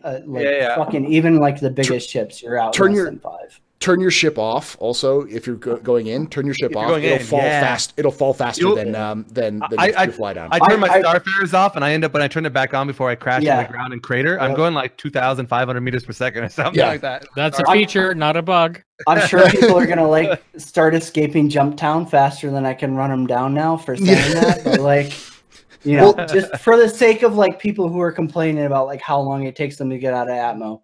Go decoupled and fucking full burn and full throttle. And but that'll work for 4.5 months or 4 months in a week. Yeah, because I mean, like, who knows how 3.5 will be? 3.5 will probably say like rip your ship apart because you're doing something like that. Well, no, that's why they have the recommended safe like reasons. Like you'll fly out of control or something like that. They don't have drag in the game right now. Like not really. Like the way it works is your engines are actually slowing you down to simulate it. But when your engines are off, there's nothing to slow you down, right? So it's like when they come out 3.5, they'll actually have some sort of drag calculation based on atmosphere in your gravity without drag. You will reach terminal velocity. Yeah, exactly. Yeah, which doesn't exist right now. And then you'll die. Yeah. Next question comes from Steindeath, who asks, has stream sniping been more of a problem as of late in your streams? I've noticed it rampant in stream sniping in a lot of streams that I watch. I'm good to go. Yeah, I've never had an issue. With stream sniping? But I actually usually like enjoy it. I don't even have a delay. Content. I've never had a problem. It's part of the game. It sucks when you're trying to do something crazy and different, and that's not combat related. But it's gonna be part of the game at the end of the day. The truth because of how server meshing is, like the chances of somebody being on your server and sniping you, it's so remote. Yeah, in the future it will be. Like right now, obviously there's that. Yeah, but it's like, not a problem right now. Yeah, and the truth is, like right now, when I'm doing really complicated stuff, I usually have like 40 people playing with me, and so it's hard to stream snipe somebody when they're surrounded by 40 people or something, right? But if I'm doing something simple, usually I'm just like, oh yay, content! Like let's go do this. Yeah, like who fucking cares, right? Like it's alpha. If you get blown up. Yeah, they call it emergent gameplay. Yeah. Try not to go in all ninja mode and fucking request people to be banned or some stupid shit. Yeah. Take it I can understand some people getting frustrated because if you're getting targeted over and over and over again and you're trying to have fun, be annoying. It can be annoying. It's a fight, right? Like fuck it, bring it on, dude. But at a certain point, it's so hard to get people to engage you. Like in the first place. But at a certain point, you just got to accept. You're streaming publicly. Someone wants to fight you. Just fight them. Yeah, it's content. It's content for your channel. Like fuck it. Turn your stream into a PvP now. Like that's what's gonna be today. And maybe please want their audience to know how bad they suck. Yeah, like I don't even mind, man. Like, Yeah. Well, hey, you know what? The only way to get better is to by practice. So if you suck now, the more you fight somebody, the better you're going to get over the long term. Yeah, exactly. And, like, so many people do this shit where like they try to fight within their comfort zone, right? Like, you should be looking for people who are better than you. I used to stomp the shit out of you. So I used to throw myself at people like Malagos and people absolutely. because it's the only way I can get better is to learn how to fight. Big time. I don't know about you, Astropub, but like when you jump on to go stream for the day, you could have all the plans in the world, and whether a stream sniper comes or not, like the servers could just be having a bad day, and your plans go out the window. Like if you're streaming Star Citizen, you're a flexible person. You're like I played one time. I came into the game I was going to play, and guess what? The servers are crashing every 5 minutes. I had to turn my stream into like see how many crazy ways I could kill myself. Yeah, before like you know what I mean. Like I did the 20 minutes. Like how quickly can we get? How much content can we get in 20 minutes between the servers crashing? Right. You know? Exactly. Like you just have to adapt. So next question comes from Meowscenary504, who asks, have they said why they didn't have a playable demo of Squadron 42 at SitCon? The short answer, the long answer, because the short answer is because it's not ready, and the long answer is it's not ready. It's still being built. We saw it last year. Yeah. But why they haven't? Because it's not ready to be played. It's not ready yet. Because it's not 2014 yet. It's not 2015. 2015. Right? 2014. Answer the call. It was 2015. Answer the call. So like, That was funny. I'll be the guy to jump on this one. I think it's weird that like they've gone on and on about how long Squadron 42 has been in development, and then like the first time they showed us a legit, slice of it, they had pre-alpha plastered everywhere. After like Ben Lesnick is like, I've played all the missions and shit like that, right? Like I think that's really kind of fucking weird, and like it makes me feel like they like started in earnest on Squadron 42 fairly recently. It doesn't sound like that. I will say this. I think what they did is they had a game done around 2014, and then Chris found out that fucking landable planets was a thing, and that whole game went out the goddamn window while they tried to build everything around this landable planets and all these new missions and stuff like that. I can see that, right? Like that would be a viable excuse. But they don't want to talk about that because they're like, hey, this is cool and this is new and all that kind of stuff. And because CIG has this aversion to saying, hey, this is what happened. We had to do this and we changed this, because some people just will go full screech mode about like, you wasted assets. It's like, that doesn't work like that, but okay. And like, I don't remember if like Ilphonic was part of Squadron. No, but FPS shit or not. It was. They made the first FPS demo that wasn't used. Yeah. Okay. Right. And you also had people like CGBot was doing stuff, like was doing landing areas. They had a bunch of different companies that didn't do very well, so they took that internally. Yep. So, Moon Collider is no longer a thing, but the technology in Kythera is. It's weird. Yeah. So, how many more questions do we have? We have 4, and then we're done. Okay. The next question is from Gilles Atter, who asks, Paul, why are you such a filthy shill for high school education? Because everyone should get an education. Fuck off. It's overrated. and I want a paycheck. Being smart is way overrated. I believe in the future of children, and I really do want them to succeed. And I also like, having food and electricity and being able to game. Yeah, and that's why I'm a filthy shill. To do this full time yet, so yeah, that's true. Right? Sub now. I'm assuming you're a teacher then, Paul? I teach high school social studies. You guys are not paid enough by like a mile, right? Like my mother was a teacher, and the shit she had to put up with, you guys fucking huge props. What you have to do for your job, like, and how much you get paid is insane. My mother she's a teacher.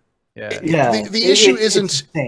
It's not that it's the teachers complain, a lot. We grumble, but it's that there's a lot more asked of us for than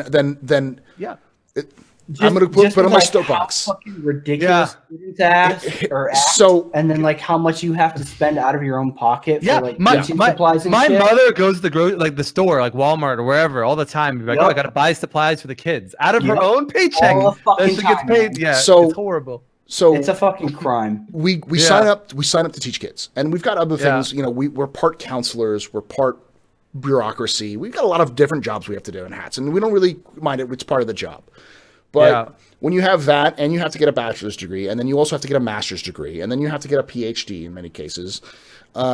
And then you're judged by all these statistics that don't really. And then you're judged by statistics, and you also are based off of politics. So whatever the balloons, the political winds blow, you could be the best teacher in the world. You could be an average teacher. You could be a terrible teacher. Yeah. All those teachers can get fired in an instant just because of a political decision. Yeah. Oh yeah, it's just something random. Yeah. And so the stress isn't necessarily like that we don't get paid enough. I think no teacher would mind getting paid. It's that things like most teachers, like I would advocate for more teachers getting paid more, because if we get paid more, then we'd have better people who'd want to come in and teach. More people. Because if a scientist, a chemist, comes out of college and they have an option of working at a a company for $70,000 a year, or working as a teacher for $30,000 a year, there's no brainer. Unless you really love kids, you really have to want to love kids to do it. So I think it was a weird scenario for me where like my mother was a teacher, and I ended up going through her high school and having to see the shit that she actually had to put up with while being a student. Yeah. It's just insane. It's insane, the stuff that you guys have to go through. Yeah. So I don't talk about it a lot because it's another part of my life. And and the way I explain it is like I do it because I love to do it. If I didn't have to do it and I could do something else for a living, I would. But I still enjoy doing my job. So, Paul, let's dissect the rest of your life right now. Let's go. Yeah, let's do that. I have a wife. We've been together for 10 years. So, last three questions. Lucky13 asks, "What is your take on CIG saying people won't be able to log out and catch a ride across the Galaxy universe? Pro, you get there maybe and continue once you log back in. Cons, you can't defend yourself." And perhaps that wasn't confirmed or denied. They just said they didn't know yet. That was one of the calling all devs. There was no definitive answer. So it was like, can I travel while logged out? Can I hitch a ride? Can I pay someone? The answer, and they said they didn't. They said they didn't know yet because they didn't know if it was a guaranteed that you get there or if you could technically blow up on the way. The answer was, the answer was basically that, but they also said that they don't want to give people the opportunity to skip gameplay, and traveling is gameplay in their minds, and opportunity for, like you said, Noobifier, like risk. So, yeah, I think that was the answer. They don't know, but it's kind of like they're leaning towards not letting you do it offline. The question was asked in the frame that if I go to work, can I get on a Starliner and travel to the other side of the galaxy while I'm at work so I can meet my friends there? Personally, if it's like that, I don't see a problem with it. I don't see how they'd stop you from doing that. If you get on a Starliner to go somewhere else on the other side of the universe and you leave your computer on, right? You know what I mean? Like, or even log out, right? Like as long as the person on the Starliner doesn't log out as well, right? From what they said in the Kraken Q&A. But then it gets attacked and you die. Yeah. Well, then you wake up at a hospital, and that was the risk you took. That's what you get. Yeah, absolutely. No, and I know, but the reason they said they can't confirm or deny is because they don't actually know how the casual, how the casual would accept that. If the guy only has 4,000 UEC and he books a plane ticket for 3,000 and he gets blowed up halfway, then I agree 100% with what your guys saying. I'm just giving you the devil's advocate. The reason that they didn't just say, yeah, that's how it's going to work. But like, if you're like, think of it this way, like if you're like buying a plane ticket to fly from Detroit to, like, you know what I mean, LA, yeah, you're not expected to get blown up. But if you're buying a plane ticket to fly into the heart of Afghanistan during a war, like you're not gonna fall asleep on that airplane, right? You know what I mean? So, or like flying over Ukraine or some shit. That was going on, right? Yeah. Like, you know, it costs more because it's going to cost more because you have escort, or it costs less because you're risky. I know, but that's the thing, is that's why they didn't answer, because they don't actually know what that looks like yet. But I think you would have to treat logging out and going to work as you falling asleep on whatever you're doing, right? Yeah. And like if you die while you're asleep, like you died while you're asleep, right? Whatever. Yeah, and if you log out on your friend's ship and it gets blown up while you're not there, then you're dead, just like them. And that's the way it works. But that was the problem with the question, and that's why they were hesitant to say yay or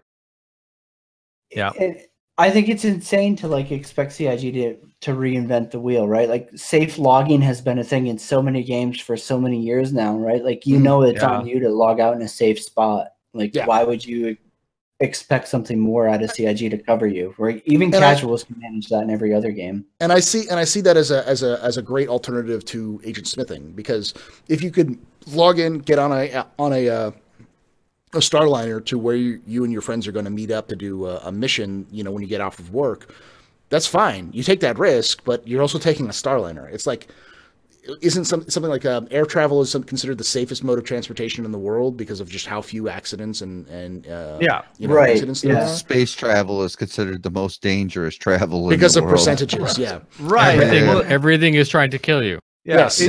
In the U.S. launches alone, just starting with the space shuttle launches, it's about a 2% chance of death in U.S. launches. Obviously, in this game in the future, it's just going to be a lot safer. It's more like airline travel, and airline travel. Yeah, I think it's starting to equate to airline travel. And so as a result, that going on an NPC Starliner from place to place as a means of fast travel while you're at work. Yeah. I think it's completely fine as long as you're paying the money and that kind of stuff. Roll the dice, right? And then you log in and you're sitting on that thing, and that's critical to me. That there's no easy button. That if you know it's going to be a 15-hour flight because it would take you 20 to fly there yourself, that you log in and there you are looking at your crotch sitting on a Galaxy or something. I think that would be hilarious. Yeah, because you committed to the flight. Mm-hmm. Or if you wake up at a hospital because you died, you'd be like, "Hey, where am I?" And they'd be like, "Oh, you're at a hospital. Your ship blew up." Super immersive. We healed you, but you're okay. I think you passed out on the Starline and you wake up in the hospital, be like, "Oh God, what happened?" Yeah, yeah, exactly. What happened? Mixmaster gotcha. Yeah, I don't remember the last 10 hours of my life. You're missing a kidney. Congratulations.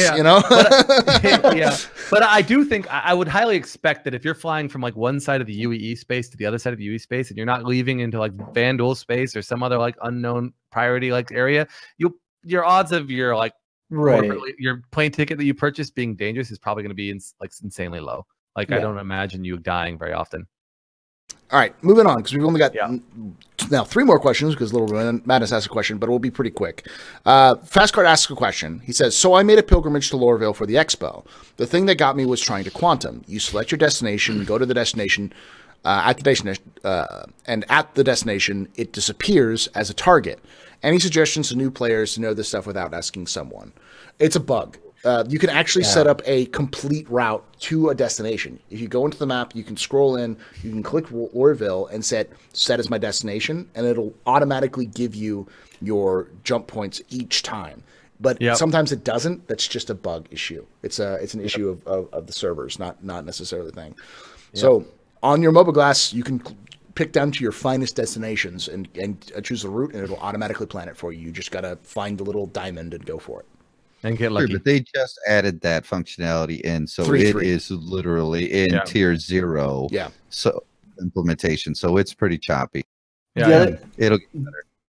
The other thing I would add too is I don't know if this is what he's talking about, but I've had multiple instances where I'll quantum all the way to Hurston and it locks my quantum to travel to Hurston even though I'm at Hurston. So just Mobiglass F2 clear route and it should free up your quantum travel ability. And sometimes you clear out and then come back in and then reselect it and then it pops up all the options again. So it's wonky. It's a wonky bug issue that they'll have to clean out at some point. Next question is from Kadrian, who asks, do you think webbing / straps on ships should be usable? Do you think CIG will make them usable?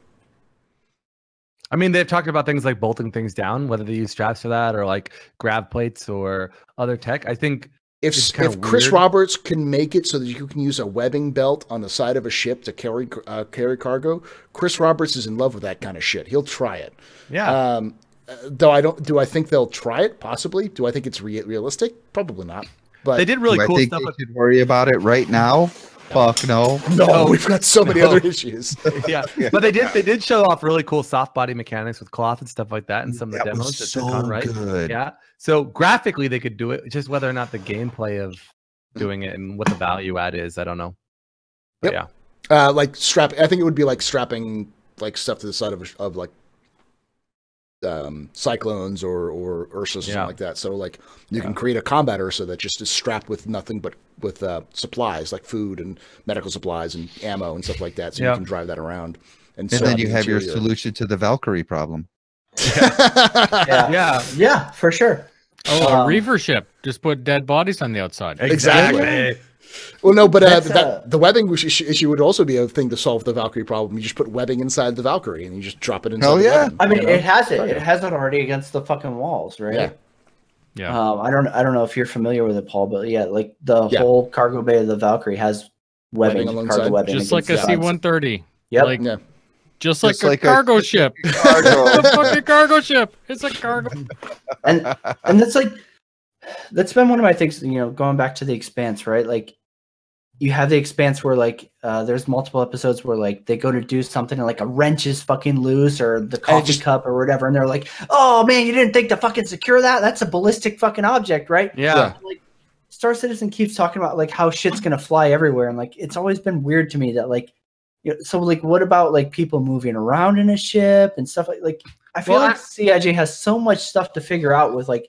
I It's like will the- say you can Half-baked. currently ragdoll the crap out of someone inside of a ship. Yeah, I've done it. If you spin enough times, they will black out and just ragdoll around in the ship. So I think a lot of that stuff will like. I mean, that's the seats are going to be more important in ships eventually, and I think that you will be able to walk around while flying. I think though, if the flying around is going to be more like when you're doing like really fast maneuvers. That's the only time you're going to see.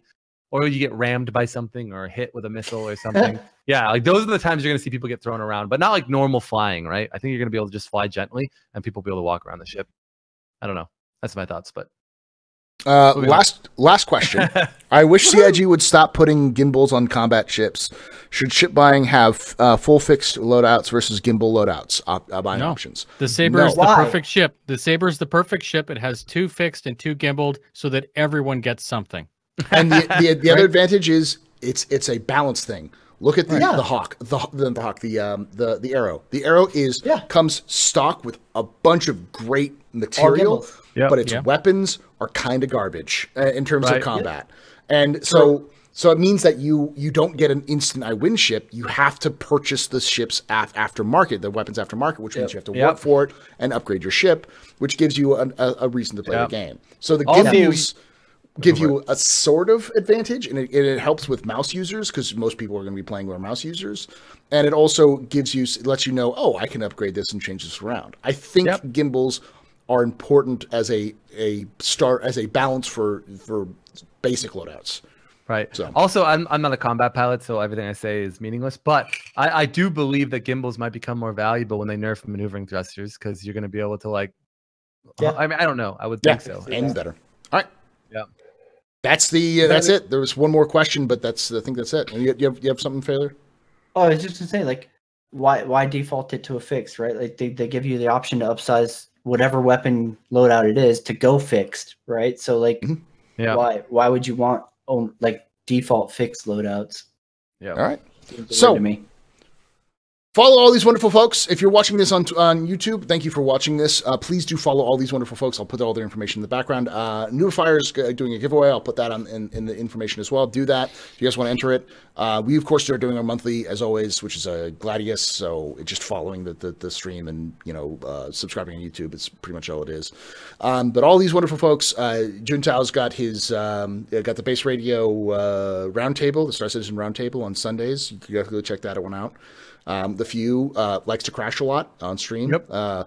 Failure does lots of YouTube videos and streams, and Noob is doing some crazy shit with his with racing and shit like that, which I like. So, follow all these wonderful folks, and like I say every time, hope to see you guys again soon. But if I don't, hope to see you someday in the black. Later, guys. So, for those of you watching on YouTube right now. This is where you can stop the video because this is where we're going to go raid somebody. Thank you guys all for hanging out with us. Let's find someone to raid. Gray? Is Gray streaming? Yes, sir. Ooh, Gray streaming with 13. Oh, perfect. Perfect. Let's go hit him like a tomahawk. Which one? Missile? Yeah. Yes. The missile. I don't care about this stupid. The actual tomahawk. There he is, Gray-headed gamer. Let's go send him some love. If you guys know Gray-headed gamer, he does lots of cargo gameplay and other things. Go tell him the Captain's Table sent you. There we go. He's a lot younger than he looks. I actually believe that. So, Thank you guys again. And go Raid. Nice.